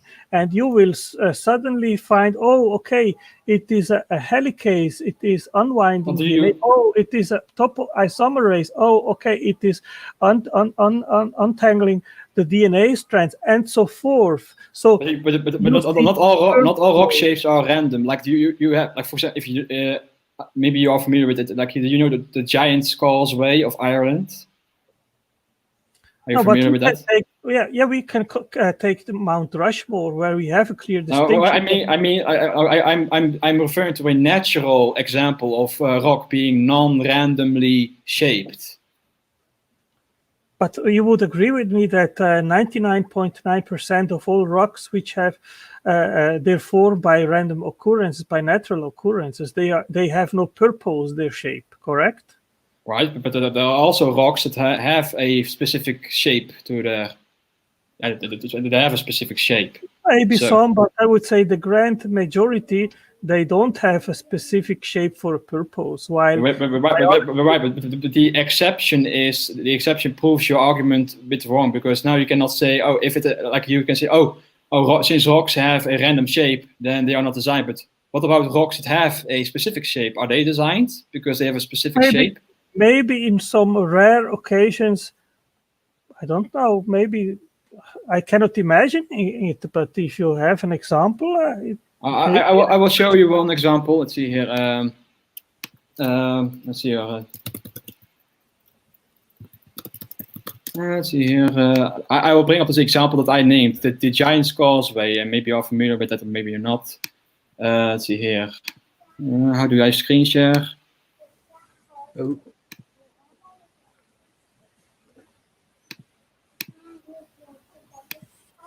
Let's see here. I was trying to screen share something for Otangelo. All right. Do you see this? See, maybe I can bring up the pictures. Okay, this is a specific formation of rock with hexagonal columns, and there was actually a legend about. There's actually a legend about this that has been made by giants, because people thought it's a very specific shape, and people thought that this was designed by a supernatural intelligence. Of course, now we know that this is a basalt, like lava that solidified, and during the solidification process, the rock broke up into hexagonal shapes, like a beehive, basically. I watched a SciShow on YouTube episode of that like a month or two ago. Oh yeah. We observe hexagons all over nature. They showed how why they showed on their YouTube the idea of how it made those shapes. Okay, so what is your point? So what is your point here, Nesslig? Like people thinking that it's intelligence that making it, or nature doing it. Yeah, like you distinguished non-design and design by randomness of specific shape. Like you said, rocks are random shapes, so they are not designed. But here is a rock with a very specific shape. So is this designed? Yes, but in the end, we know that it is not designed, correct? And it doesn't have a purpose. How did we know that? Because we use science. Okay, yes, and logic and other things. So it is designed until we have an explanation otherwise. Well, I've not said that. No, you were implying that. You said, now we know it is not designed because we have a natural explanation for this. Well, what I use is abductive reasoning to the best explanation. When I see a blueprint and a machine in the factory made based on the precise instructions of that blueprint, then the best explanation, if I don't know who made both, is that intelligence made it. Do you agree with that? What about nature when it does its own thing? So you have an example. Your pattern-seeking mind. It's the pattern-seeking mind doing this. So you have an example of nature making a blueprint, a language, information transmission systems, and your imagination is of a blueprint. We have if I remember correctly, we have raised songbirds from birth away from the parents, so they didn't learn to sing from the parents, but they still developed a sophisticated song on their own. So they naturally developed maybe not a language, but still a very sophisticated way of communication. So yeah. Well, you're moving to a entirely different topic. I made a very specific question, which if you disagree that only intelligence can make blueprints and upon these machines and factories, then demonstrate an example of non-intelligent unguided means which are capable of producing a code, a language. But here's the thing: you're again showed you this. You're again arguing from an analogy, like you say that only intelligence is responsible for a blueprint. But we only know of humans making blueprints, and DNA is not exactly the same as an actual blueprint, like you see like a chart. A literal, like it instructs the precise sequence of amino acids which are required to make functional. But do blueprints do that? They don't. It's still an analogy. Like you don't. It's not the same thing, right? Blueprint is not the same thing as a DNA. Well, your alternative is that random unguided events came up with the right sequence to have functional individual proteins, and then a proteome. Again, argument from ignorance. Argument from ignorance. So you're saying like, oh, the randomness doesn't explain this, therefore design. Yeah, that's good. That's a logical reason. No, that's a fallacy. That's an argument from ignorance fallacy. No, absolutely not. I tried to explain it to you, and you are not getting it. You're not getting that nature does its own thing. It has its own. That's irrelevant to the point, actually, because even if we are granted that we don't have a natural explanation for this, it's still a fallacy to say we don't have an explanation, therefore nature. Like if you go back 1,000 years back, or maybe more, of course, and we say, oh, lightning is supernatural, but when you say, oh, how do you know that? Well, we don't have any natural explanation, so it must be intelligence. But we are not talking about lightning. We are talking about structural codes, which is an entirely different thing here, which we are trying to explain. Okay. Chemicals that we're talking about then, huh? I mean, if I am saying that it is codes are designed, blueprints are designed. Yes? Well, you need actually 4 irreducible things in order to have a communication system. You need first the language. Are bridges designed? Excuse me? Like blueprints are designed, codes are designed, but are bridges like a bridge, like a bridge that you cross from one side to the other side, right? Yes. All right, natural bridges. You're right. What about natural bridges? Yes, but that's not code. We are talking here about. This is the thing. You cannot say, "Oh, these two things are a code or a bridge or whatever." That's still an argument from analogy. You have to. No, the genetic code is not analogously a code. It is, in a literal sense, a code because it encodes 64. Well, it's not the code. It's not the code, actually. No. It is a code. It is a cipher where 61 codons and 3 stop and start signs. Okay, we know the biology, Otangelo. You don't have to keep teaching us biology. Well, he is claiming that the genetic code is not the code. And I know. Hold on. Sorry, I lost connection for a moment. Let me clarify. All right. Okay. The DNA, like the ATGs, they are not the code itself. It's the relation between the codon, the triplets, and the amino acid. That is the genetic code. Yes, but that's all what I am saying, and you need an explanation for that assignment. Right, and let's say I don't have an explanation. What then? Well, that is a cheap cop-out because we know that. How is it a cop-out? How is it a cop-out to say I do not know? How is it a cop-out? It's a cheap cop-out because we know that only intelligence can assign meaning to codes. No, we don't know that. How do we know that? We do it. Of course. How do we know that? Well, give me an example where random unguided occurrences assign meaning to symbols and to codes. But DNA doesn't have semantic meaning. No. Life. Yes, give me an example where semantic meaning. But there is no semantic meaning in DNA or the genetic code. That's a human concept, anyways. The same symbols and stuff. Like you're arguing again from analogy. You're saying like, oh, DNA is like a language, but it's not really like a language actually. So there is no syntax or semantics in DNA. The pattern-seeking mind. the key issue here, and I repeat it again, is that the sequence of the nucleotides instructs the sequence of the amino acids in order to, at a long distance goal, you have a protein which has function, which has but no semantic, like you're describing a cause and effect. Like DNA has this specific sequence, it reacts with specific molecules to reach a result.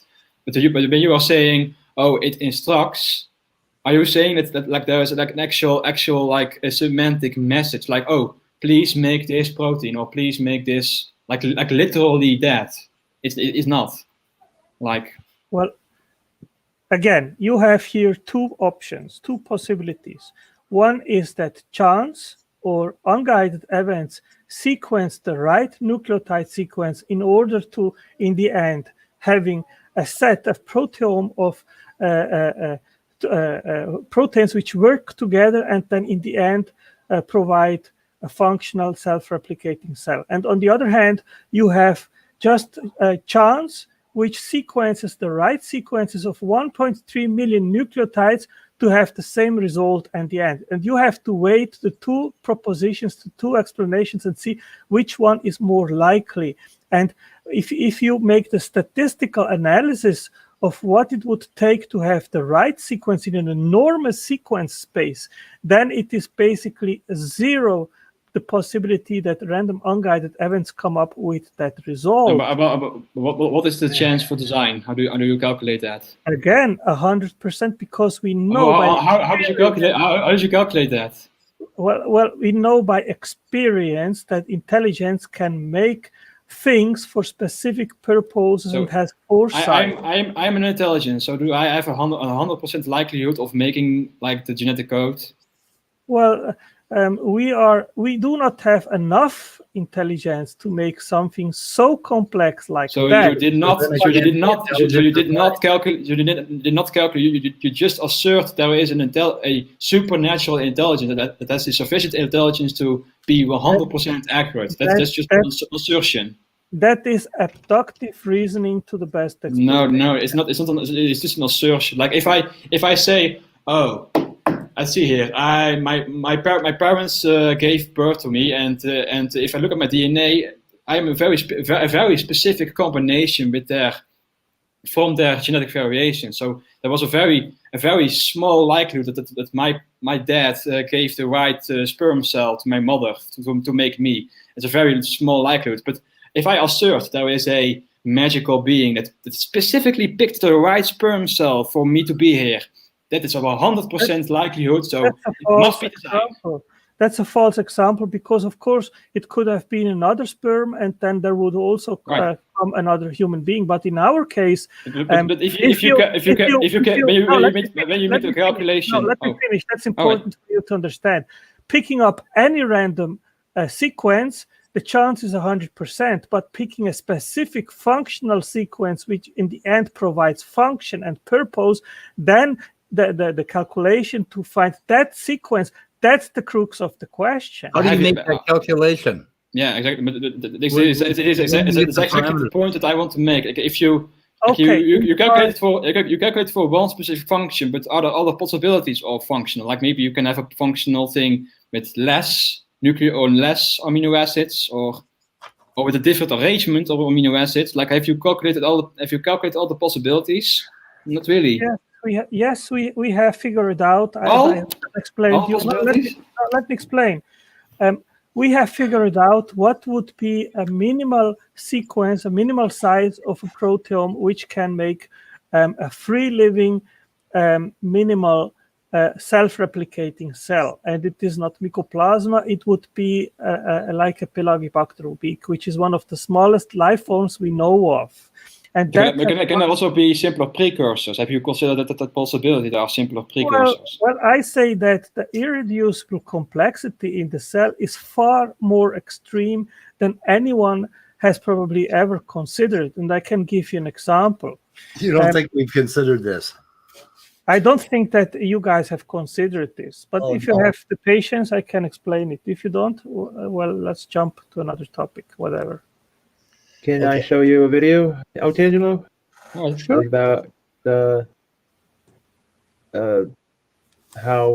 what you think about the simple cells. Are we going to get a copyright strike over this? I don't know, just a few seconds. Okay. Do you think those are cells or what? I don't know. They look a lot like cells. They're just Oh chemicals, yeah, I have seen that one. Yeah, it's a very clever. and they're acting pretty like their life. Yeah. Just like Yeah, how life. so- You ever see in the microbe stuff? It looks about the same almost sometimes. Like how it just is absorbed, but then it split. It looks like it replicated. It's also true. Of course, this is still beside the point. Like even if we cannot show that nature is capable of those things, he still doesn't have an argument. It's still an argument from ignorance. But we do have examples in nature where natural things can do very complex and very lifelike things too. Oops, sorry.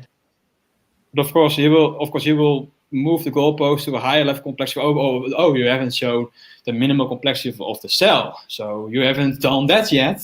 Yeah, okay. We haven't done that, but even if you haven't done anything, do you still have something to show for yourself? Like, you're still arguing from ignorance. You're still saying like, oh, evolution cannot explain it, but I can. All right, can you?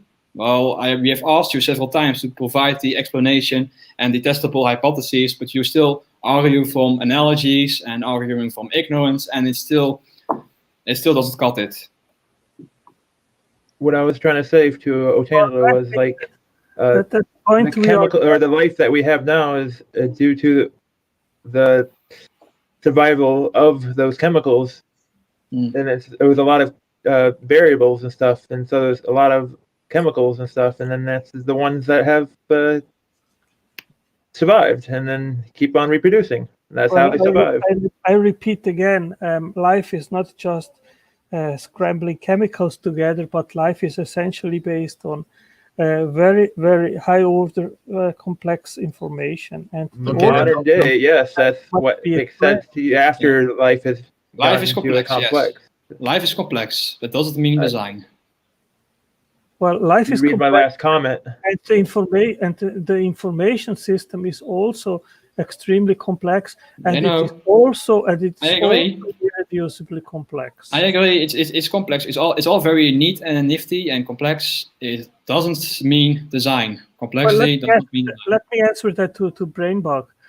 Well, I think that when it comes to evolution, then you are correct. Natural selection is not random. But when it comes to abiogenesis, where there were no evolutionary mechanisms, then what you have is random action of physical interactions. No, chemistry is not random. Chemistry is not random. Well, the thing is that the sequence of nucleotides is not dictated by physical necessity. You can have any kind of sequence. Right. So abiogenesis is not just the sequence itself. So of course not. But what I want to say is that if it is not design, if it is not direct, if the sequence is not directed by intelligence, then it is random. Oh, so repeat it again. Sorry, I missed that. If the sequence of the nucleotides is not designed, is not purposefully put there in the right order to have functional proteins, then the alternative is random, unguided specification of the sequence. You can't see it's not random because like sequences can also be like specified by natural selection. So no, there was no natural selection. Why would natural selection select a specific? I'm sorry. You were talking about like the first sequence, like the first before selection could act on it. All right. Yes, correct. Yeah. So what do you know about that, Otangelo? What do you know about 4 billion years ago? We know that we have basically two possible explanations. So you know all of the conditions so that you can calculate the probability of life forming 4 billion years ago. Well, you have all that info. Can you make a tornado? We do not need to know about the you claim we need to know. You're asking us to tell you exactly what the conditions were, what each step was, but you don't have to know anything? No, that's not what I'm asking. I'm saying that the environmental conditions, they are irrelevant to that point. I am saying that you have basically two possible explanations for the precise sequence of the first genome, and one is design. Wait. What do you mean the first genome? The minimal genome required to have a first living Okay, cell. no, that's a minimum genome we have today. What was the minimum genome 3 billion years ago? That's what I am saying. We can Okay, use. no, what was it? We can use as a model the smallest No, we can't. living No, we can't. cell. Yes, No, we we can. can't. Of course, How? we can. How do you know what happened 3 billion years ago? How do you know what life forms were here 3 billion years ago? We can take as a reference the smallest possible organism, living organism that we know. Yes, of course, we can't can. look at today and determine what happened 3 billion years ago. You cannot go back and say you do not know what kind of life forms existed 3.5 billion years ago. We can look at the rocks. I refuse to know less than what we can actually know, and we can. Wait. You refuse to know less than what we can actually know. I refuse. Well, you are. You cannot know everything that is currently known, right? But still. Brainbug is not a false dichotomy. I mean, if you can provide me another possible mechanism to explain is gravity random or designed or intelligent? What does that have to do with the origin of the? You're saying this is a false dichotomy, random or intelligence. Well, but gravity is neither random nor intelligent. Do you want to propose a gravity as a possible mechanism? No, you're missing the point. My point is this is not this is a false dichotomy. Brainbug is right. No, why is it? So provide me another possible explanation or mechanism. Well, there are natural mechanisms that are not random. So what are they? For example, you have chemistry is not random, right? Well, and I also named gravity. Gravity is also not random. Like you're not. Is the nucleotide sequence for having the information in the first genome? If there was no intelligence involved, was that random or what else was it? Well, I don't know. Maybe it was random, or maybe it wasn't. So you don't know. So why should I believe that there are other mechanisms than randomness or unguided randomness? You're saying that there are no. You're claiming that there are no like non-random natural processes that could be responsible for that. Yes, I'm using logic and reason to come to that conclusion. And how? Well, by using my reasoning. What argument? Like, how did you come to the conclusion no non-random natural mechanism could be responsible for like the first genetic order? Okay, because the genome is like letters on a analogy. Because humans have made a connection, not that they're actually letters; they're just chemicals reacting. I am trying to make an analogy to make a point for you guys to understand what I tried to say. But if you reject it beforehand, then there is no point to try. We heard it a million times. I mean, you can make an analogy to explain a concept, but I won't accept an argument from analogy to reach the conclusion. Like it's still an analogy. It doesn't really talk about the actual thing. If the sequence of the nucleotides can be any sequence, and if there is no physical necessity for a certain sequence to emerge, to be there, then all you have left is random sequences. Then you have basically made a circular argument. You are saying like, oh, if there is no physical thing that directs this, then there is no physical thing that directs this. If there would be physical necessity, how do you know that there is not? How do you know there is not? Sorry. Nessling, it's difficult to have a conversation with you because you are not. Go ahead. Go ahead. Sorry. Go ahead. You know, I mean, of course that the nucleotide sequence must be free because otherwise you could not have an information storage mechanism and system. And so it is absolutely free. And if it is free and you do not propose intelligence, then the only alternative is random sequencing. Well, I'm still I'm repeating my old question. Like you assert there is no non-random natural mechanisms, none that can be responsible for this. But Okay, guys. you make but like I'm asking, how do you come to that conclusion? Listen, I am trying to exemplify and illustrate what I am saying, and when I do that, then you oppose and say, "Oh, you are using an analogy," and when I'm not sometimes using you are. and when I am not using an analogy, then you say, "Oh, there maybe are different mechanisms which we do not know of." Strawman. I did not say that. Well, that's what you said. Basically. I'm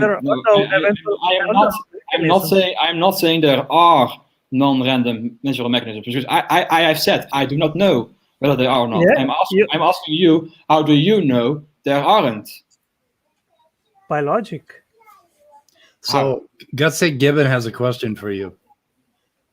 So if taking the simplest modern car was identical to how the first car ever designed, looked, and operated. Yeah, that's a good question. Simplest modern I would say this.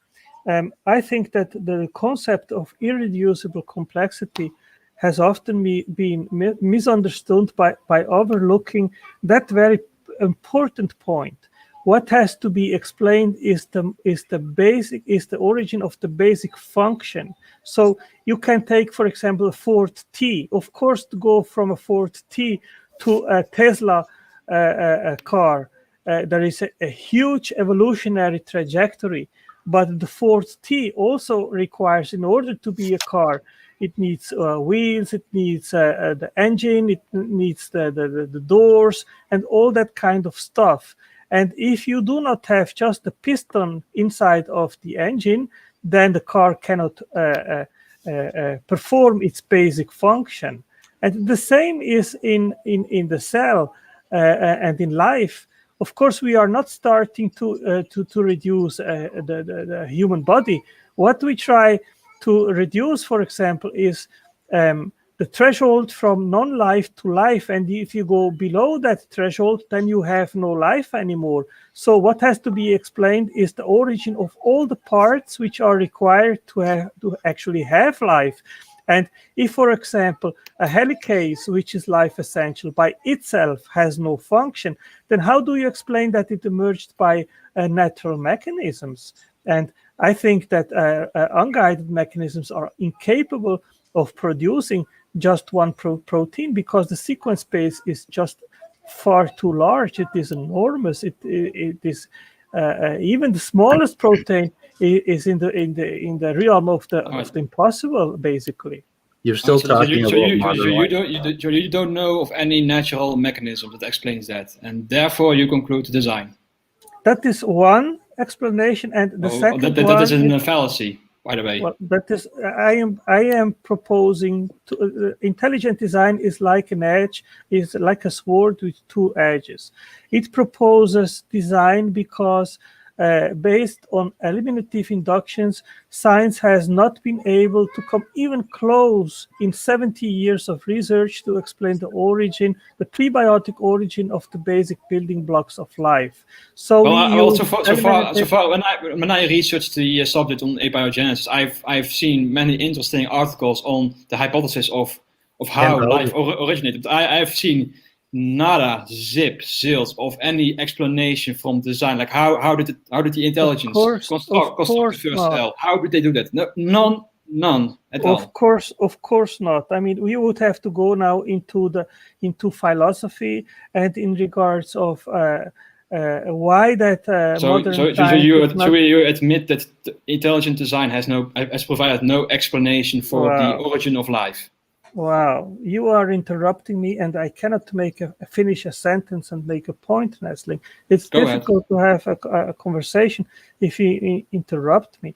The methodological and philosophical naturalism has been established in the 19th century by Thomas Huxley and the X Club, and has ever since then been the method by which intelligent design has been excluded a priori as even a possible explanation of natural phenomena and occurrences. And I've said it over and over in regards of operational science, that is okay. When we check how something works, it is not justified to invoke supernatural mechanisms. But when we are talking about things that happened in the past in history, then we need to permit the evidence to lead wherever it is. And if design is a possible explanation, then it is not justified to exclude design a priori as a possible explanation. And that is what happens in modern science. And that's why you will never find a proposition of intelligent design as a better explanation than natural mechanisms, because it is excluded a priori.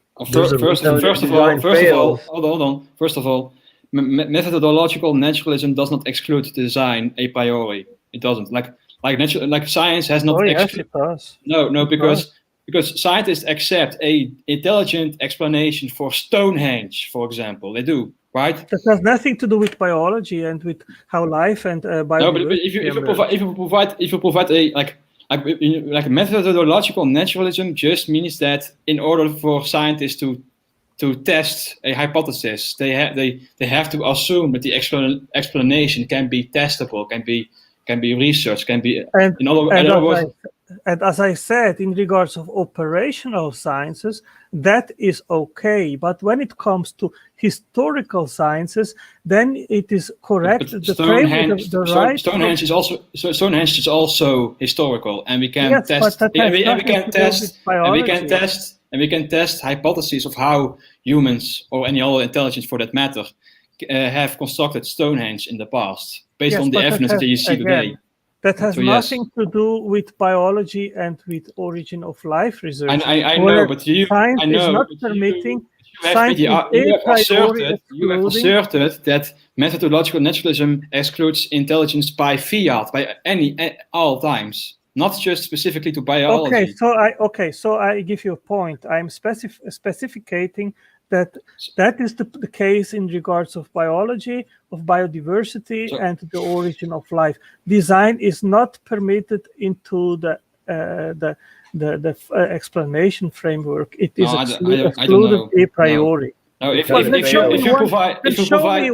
show me one science paper which eventually will provide intelligent design as a better explanation. And I can give you two examples. About 4 years ago, there was one science paper which proposed the origin of the hand, of the human hand as designed, and they retracted it. And this year, there was another science paper which was published at Theoretical Biology, and they are already objecting it, and it is in the print a paper which is objecting that paper. So these are very rare exceptions, and they are simply they are denied. You know, you are storming what methodological naturalism is. Like it's not saying that any intelligence regarding biology, it's not saying that intelligence is not allowed with biology. It just says philosophical naturalism. Philosophical naturalism, yes, but methodological naturalism, not. Okay, I give you that. But in regards of philosophical naturalism, which is the basis of all modern biological sciences, design is excluded a priori. No, it's not. Like biologists can be Christians who are not philosophical naturalists.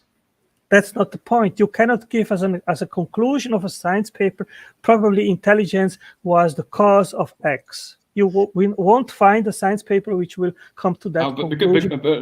Not for the reason because they have excluded it a priori. Because for the reason they demand actual evidence. So you need to study history of science, and I've put the link in the private chat, and we know exactly how the modern scientific framework came to be, and I will not repeat it. I said it already. You can look it up. Methodological naturalism demands that any explanation has to be testable. I said philosophical naturalism. Guys, can I get a word in? But philosophical naturalism is not part of science. Philosophical naturalism is the conclusion of an assumption, actually, that nothing exists beyond nature. But with science, the assumption of methodological naturalism is used as a tool, not a conclusion. It's a tool to investigate the cause of phenomenon, and science can only investigate causes that are testable, investigatable, whatever you want to call it. In regards of operational science, yes. In regards of historical science, you cannot test. No, you cannot test what happened 40 years ago. The hypothesis explaining Stonehenge, which is historical, can also be tested. That has nothing to do with biology and biochemistry. But again, it's still part of historical science, as you explained. Like you are saying, historical science doesn't use methodological, but it does. It does. In regards of biology, design is excluded as a possible explanation a priori. No, nature design by itself can be nature naturally design things without intelligence. It's a bit beyond the point, but yeah. Anyway, Otangelo is making the argument that science, it got only biology apparently, and he just design a priori. It doesn't matter. Design, no, not in biology. But I have not seen anything remotely making that assumption that design has to be excluded a priori. All this is we demand hypothesis to be testable, and design has not provided any testable hypothesis.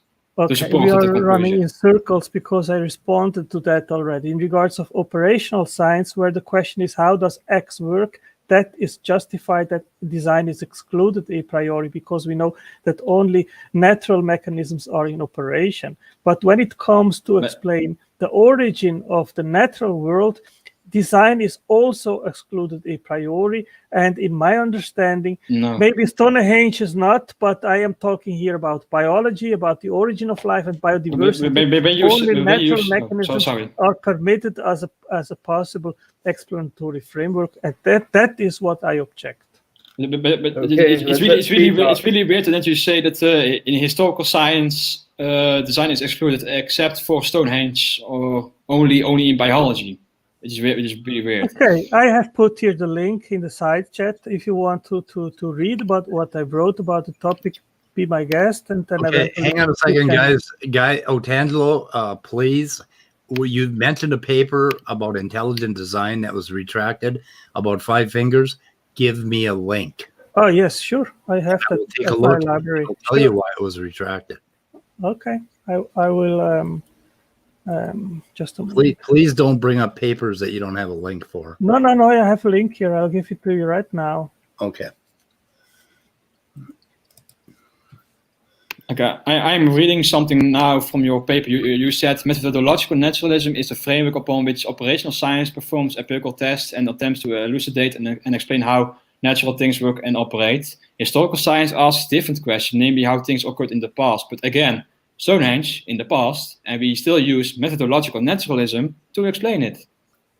So no. Well, you keep repeating, and I explained to you already. Show me a science paper which in regards of biodiversity and the origin of life proposes an intelligent agent as a better explanation than evolution or chemical evolution or natural mechanisms, whatever. You will not find any science paper whatsoever. Why? Because the reason why there aren't is not because they excluded a priori. You are claiming you are claiming that there is a conspiracy among scientists to exclude design with regard to biology a priori. I have not seen anything remotely like that. If you study the history of science and how that framework was developed, then you will probably agree with me because this is not a question, this is history. And I've put a link in the side chat, look it up. Or you can would they publish anything if intelligent design fails every time? Would they keep publishing as it didn't? I cannot find many papers who argue that HIV does not exist, and I can also not find many papers that argue for the flat Earth. But that does not mean science a priori excludes those things. It just says we have not the evidence provided for these things do not exist, so we do not accept papers that do not provide the evidence for this conclusion. So yeah, papers good can evidence, be. You mean? Yeah, good evidence. Yeah. Still waiting for that paper. Okay. So Yeah, I've put it in the side chat. You can look it up. Oh, you put it in private. Yes, in the private. Yes, I can put it also publicly. Oh, you guys in your private chat. I It's give so you all easy. answers and you still you do not accept the possibility that this paper was rejected because it contains flaws. Like papers are rejected if they are flawed, right? And it's not just design. Like I've seen many papers. Like for example, there is a paper by Sarah Linney who said that GMOs are, for example, are cause cancer, but it has been rejected too. If you think that the human hand was the product of evolution, be my guest and back that claim up. I would say that the human hand is a wonderful example of intelligent design, and I've never seen anyone refuting that claim by argument from ignorance. Just because the claim has not been refuted, that does not mean it is right. Raccoons have like human-like hands, or other apes do, and other monkeys. Well, I can also say that it is that evolution is refuted in regards of the origin of the human hand, or because of irreducible complexity. Oh, great! Publish a paper on that, and then we'll talk. Well, you see, that using is reality precisely as your the basis. problem. That's precisely the problem. You will not find a science paper which proposes irreducible complexity, because that is obviously a proposition of design, and that in the peer review process it will not be accepted because it proposes design. What do you mean? I'm asking you to publish a paper that refutes evolution, not necessarily promoting design. Yes, I can give you tons of papers which actually I mean, I have an entire article which I have already put here in the link, which you can look up, where I propose that actually 19 different mechanisms are involved in producing organismal complexity and body architecture. And I provide all the science papers which back up what I am saying. This is not something which I have just invented or made up in my mind. My conclusion is based on my investigations during several years. Yeah, this paper has been retracted, as you can see. As the following publication raises concerns about language not comments. Yes. And overall rationale and findings of the study. So there were two reasons why it was rejected. Mentioning the creator is not going to get you very far in science unless you can show us what a creator is and show us evidence of the creator.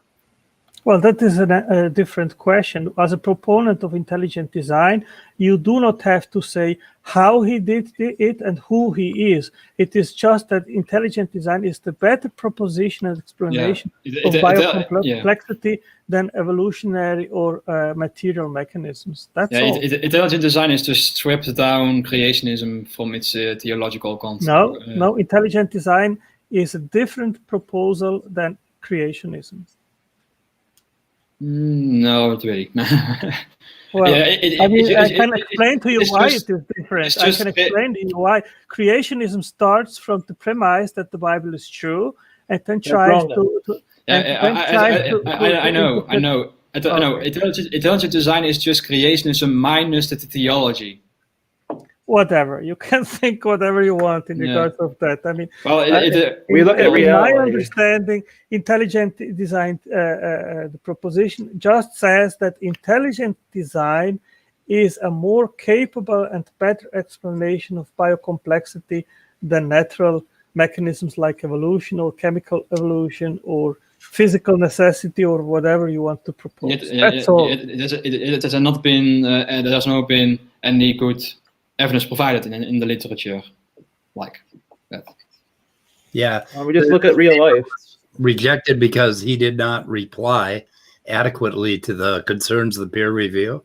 And you know, he mentions creator in the abstract. Well, then he would have to have a reference to a paper that shows us that there is a creator and to show us some stuff about this creator. And he doesn't do that. So you can't just pull creator out of your ass. Yeah, and expect which one?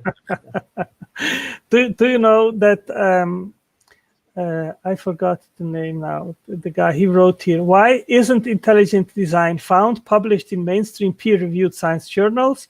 Darwinists use a similar rule, I call it catch-23, to exclude intelligent design from science. Intelligent design is not scientific, so it can't be published in peer-reviewed scientific journals. Well, How do we know? Can I finish, please? Can I finish, please? How do we know it's not scientific?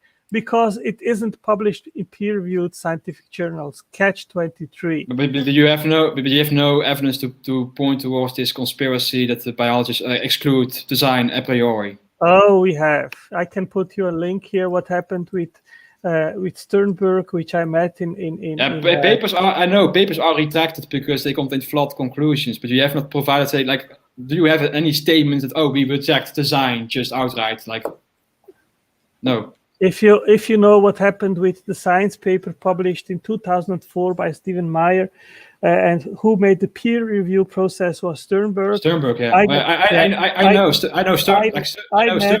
I met him in Seattle. I talked to him personally, and what he went through after that publication. Yeah, I know. I am familiar with the Sternberg. I am familiar with the Sternberg affair. Normally, during the normal peer review process, 2 reviewers had to review the paper before it can be published. But Sternberg bypassed the normal process and published the paper itself by himself, which was not allowed. That's what happened. Well, it's not the reason. It's not the reason because they just exclude design a priori. No, they did the things wrong in the wrong way, and that's why there was a problem with it. So it's not because it's not because of the reason that you claim it is.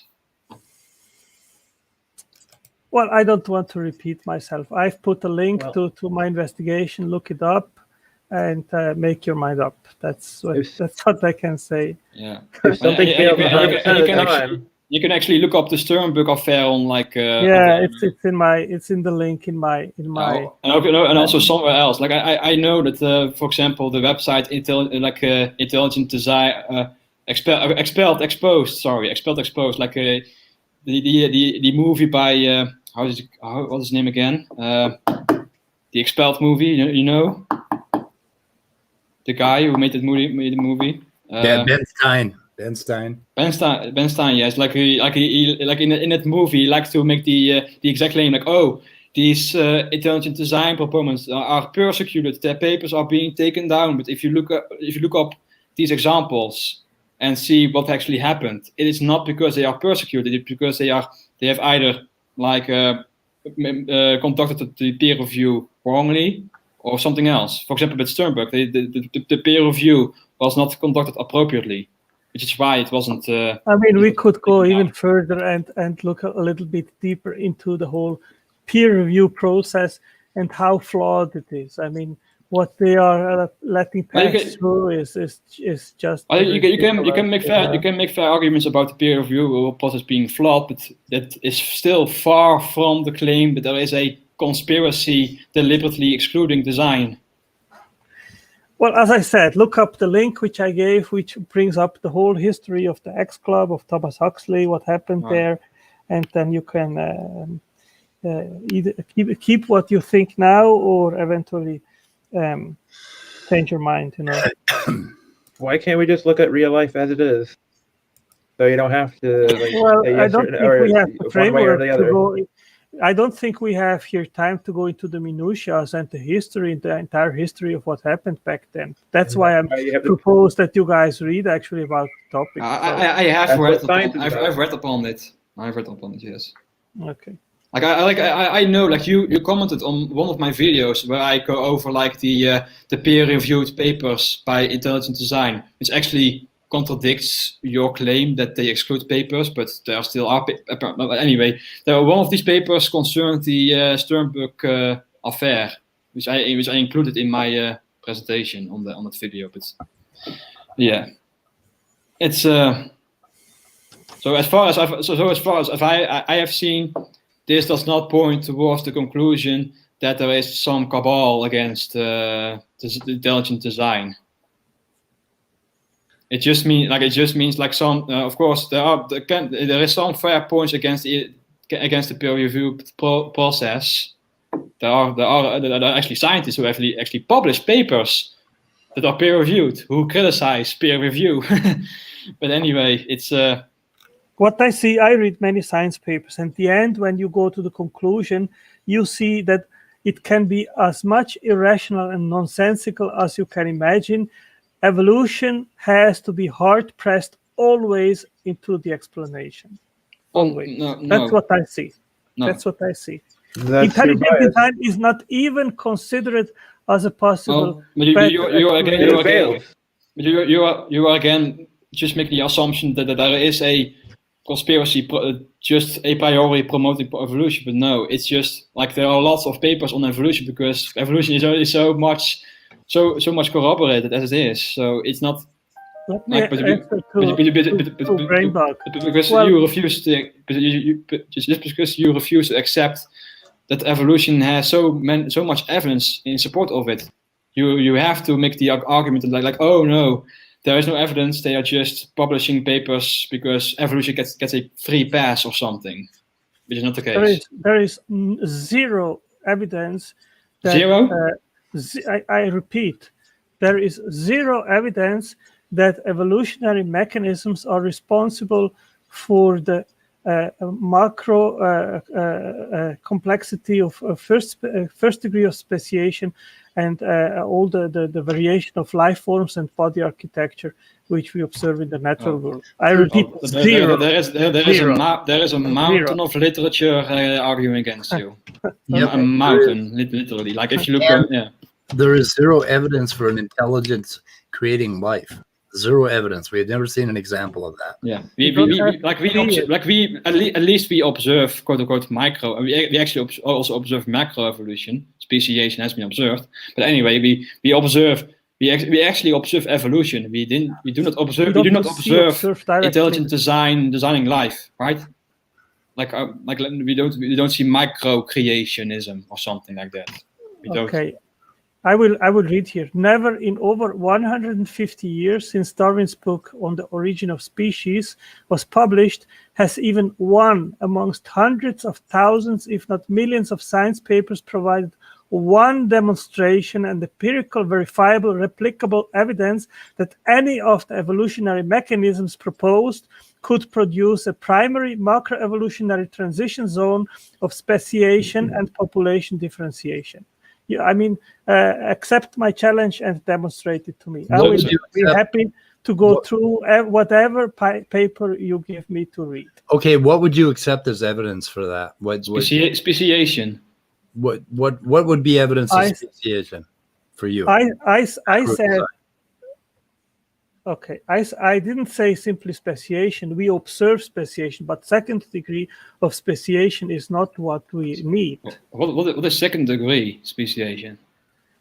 Okay, I can give you some examples. Okay, just a moment. Is it like a crocodile giving birth to a duck? A list of most often cited examples include the shell of turtles, flight, flowers, the ability of great tits of open bottles of milk, the transition from the jaw to the ear of some bones during the evolution of mammals from reptiles, eyes, hearts, bipedalism, and the origin of Fox genes. Those are one example, like the evolution of the reptilian jawbones to the inner ear, right? That's one example, right? Yes, like we have example of that. Like there was one, I don't know exactly the name anymore, but there's one guy who predicted a fossil based on the hypothesis that these bones transitions from the jaw to the inner ear, and we actually found the fossils that shows this transition. Propaedognathids are one example. So there is evidence for that hypothesis. So fossils are irrelevant in order to. But it's evidence. It's evidence. Fossils are irrelevant. It's evidence. Okay. Well, you can consider it as evidence, but why do you exclude all fossils as evidence? Like if I have a hypothesis, like this transition happened, like the transition from jawbones to the inner ear happened. Let me quote Now you're interrupting me. Let me quote Behe here. In order to say that some function is understood, every relevant step in the process must be elucidated. The relevant steps in biological processes occur ultimately at the molecular level. So a satisfactory explanation of a biological phenomena, such as sight or digestion or immunity, must include a molecular explanation. It is not longer sufficient on that. now that the black box of vision has been opened for an evolutionary explanation of that power to invoke only the anatomical structures. You can mindlessly quote Behe all you want. I don't accept him on that. In the 19th century. And as most popularizers of evolution continue to do today, anatomy is quite simply irrelevant. So is the fossil record. It does not matter whether or not the fossil record is consistent with evolutionary theory. You can quote Behe mindlessly all you want. I do not accept Behe on that. So you can any more than it mattered in physics. Is now just mindlessly quoting Behe. Again, I don't accept Behe on this. So you can just stop wasting your time on that. So. Well, it is irrelevant if you accept it or not, but the fact remains that in order to explain... It's irrelevant to your challenge. Your challenge is there is zero evidence for the transition from the jawbones to the inner ear, and I provide you one piece of evidence. A prediction was made based on the hypothesis that this transition happened. We actually found the fossils that were predicted based on this prediction. So that's evidence, at least one piece of evidence for the transition from the jawbone to the inner ear. So your challenge has been met. Okay, be happy if you are satisfied by the criteria and the standard which you apply. Well, that's up to you. I don't. Well, it's your standard. You're asking for your claim was zero evidence. Zero evidence. So I give you one evidence. My standard is that you require an explanation on the molecular level. Moving the goalpost. Correct. No, I've never moved the goalpost. Yes, your original claim was zero evidence, not no biochemical evidence. No biochemical evidence. Where does that come from? Well, you have to find it in biochemistry in order to say there is evidence, and there is not. No, there are other types of evidence besides biochemistry, like in the fossil record, for example, that is also evidence. So well, as I said, you're just moving the goalpost by defining evidence as narrowly as possible as you possibly can to biochemistry. So you can just ignore the fossil record artificially. For example, it's moving the goalpost. The mechanisms to construct organismal complexity happen on a molecular level, and if you do not have an explanation on the molecular level, then you have nothing. No, we have to search. We keep on looking for the answer. We don't just give up. We say I don't know. You're looking for it. You're making now a new challenge, which is show me the biochemical processes that made these changes from the jawbones to the inner ear. But your previous challenge was, show me any evidence. And there is no evidence for this transition. But I gave you one evidence. But now you changed the challenge to something else in order to say, you have not answered my question. But I gave you the answer to your previous question, so I was still right. I have never accepted fossils as evidence of evolution. Again, at any moment in our conversation. But again, your previous challenge was there is no evidence. Gave me one single evidence, nothing specified about biochemistry, just any evidence. I gave you one from the fossil record. Brainbug gave us a link. I'm putting it in the description, by the way, to I think that paper that you were talking about.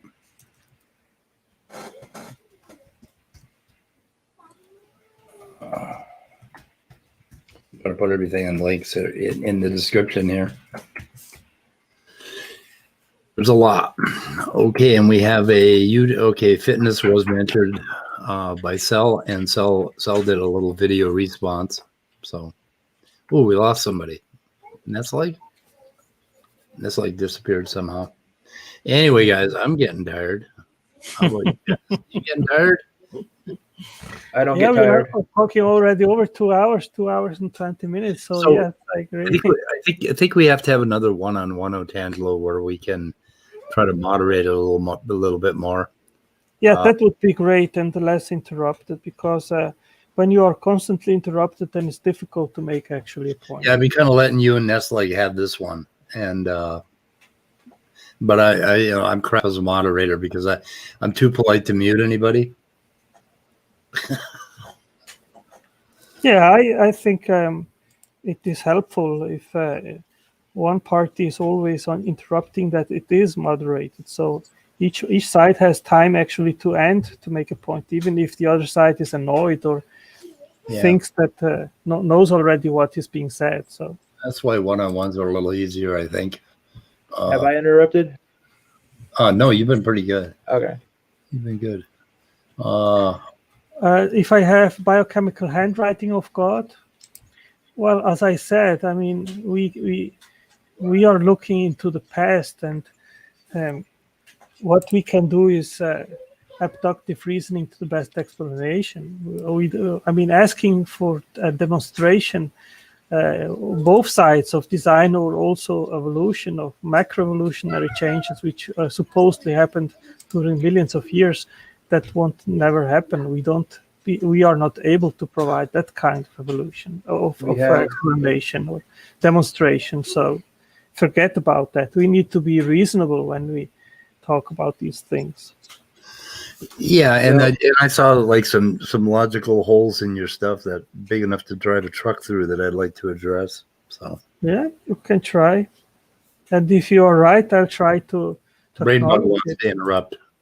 Yeah, and if you are right, I'm fine to actually change my mind and to move direction. I have no problem with that. I try to be as less biased as possible. I am biased, as we all are, but in order to come to truthful conclusions, we need to try to remove our bias as much as possible. Okay, then would you, before we leave, I got one more thing for Otangelo. See? Yep. Here. It's the Symphony of Science. It's not working. What happened to Nessie? There we go. It's the Poetry of Reality from Symphony of Science on Melody Sheep. Is the best. Oops, that's far. Science. What is science? Is the best tool ever devised for understanding how the world works. Science is a vehicle for knowledge.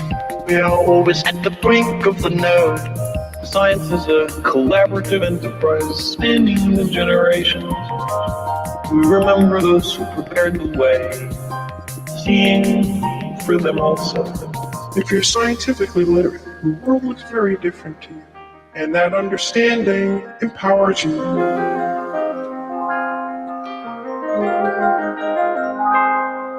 There's real poetry in the real world. Science is the poetry of reality. We can do science, and with it, we can improve our lives. There's real. Okay, it's good enough. Yeah, that's my religion, Otangelo. So well, science is just a tool to explore the world, and it is not materialistic. It is not. It is not on the side of intelligent design or theology. It is just a tool, and I mean, to explore the world and to make meaningful conclusions. Oh, that's yeah. Heresy. What? You are speaking badly of my God, which is naturalism, poetry of reality. Heresy. Don't do that. Don't do that. That's my religion. It makes people think bad of you. That's all. I worship oak By trees. saying that stuff. Molecular biology. Some people don't think you're joking, so well, they don't have a humor. So it's hard to people that we want to help think. Give them a break from their bonds. Well, materialism is indeed a religion, which I agree with you. So, I mean, we cannot prove either that there is a God or that there is no God. So both propositions have in the ultimate sense to be taken on faith. So that's why I say that strong atheism and materialism are also in the same sense some kind of religion. So if you can see, do you have to have faith that you can see? If you can feel, do you have to have faith that you can feel? If you can taste something, do you have to have faith that you taste it? Smell it, hear it, anything. Does that need faith? Oh, screw Dembski. I'll take Wigner. Eugene Wigner, but I'm not going to read Dembski. He's full of shit. I'm sorry. Yeah. Well, I like Dembski. Oh, let's see. Okay, I was going to look this up. So links would be better, so then I wouldn't have to fucking look them up. What was that one? Eugene Wigner's essay. I got a whole bunch of stuff by Wigner. I got books by Wigner. He's an evolution guy. I don't know why you guys keep giving us evolution guys. I thought that he deals with astronomy and quantum mechanics, things like that. Wigner, I believe, is a biologist. I'm not. I've read papers about him on information. I think. Do I have a book by him? I'm not sure. Reading a whole bunch of stuff about information and biology. He is a theoretical physicist. Oh yes, okay, but he contributed to mathematical physics. Okay. Yeah, this guy is a brilliant guy. He made some very good quotes. I have some quotes of this guy. This guy. All these things I put in chat is my quote that I'm putting out there. Where is that? No one else has ever thought of. I mean, this is. I mean, not no one else, but these are the words that I wrote myself, not copy and paste anybody else, but I copy and paste them now because it's something I found out in my brain to repeat because it's good information that I thought of. This last one or with that one? Yeah, all of them. That's something I thought of myself. I agree with this, with what Shadic is saying here. It takes a lot of work to investigate biology because it's very complex. And yeah, it takes a lot of time. And that's why I would say that most people, they just adopt for their worldview what they hear from others rather than actually dwell into the science and try to understand it. Anybody watching this, in the description, we have a whole lot of links to the stuff that we've talked about. And what the hell happened to Nesslig? He just disappeared. Must have lost his connection. Or did he say he was going and I missed that? He must have lost the connection because okay, what happened one time before, he said.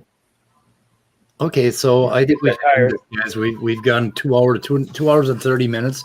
We're not going to be able to get a transcript if we don't end it now. So I think we're going to go off live. Is that okay with you two? Yeah, sure, of course. Yeah.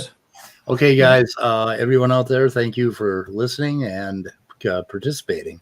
Been very interesting day. So I'm going to end now. Goodbye. Goodbye.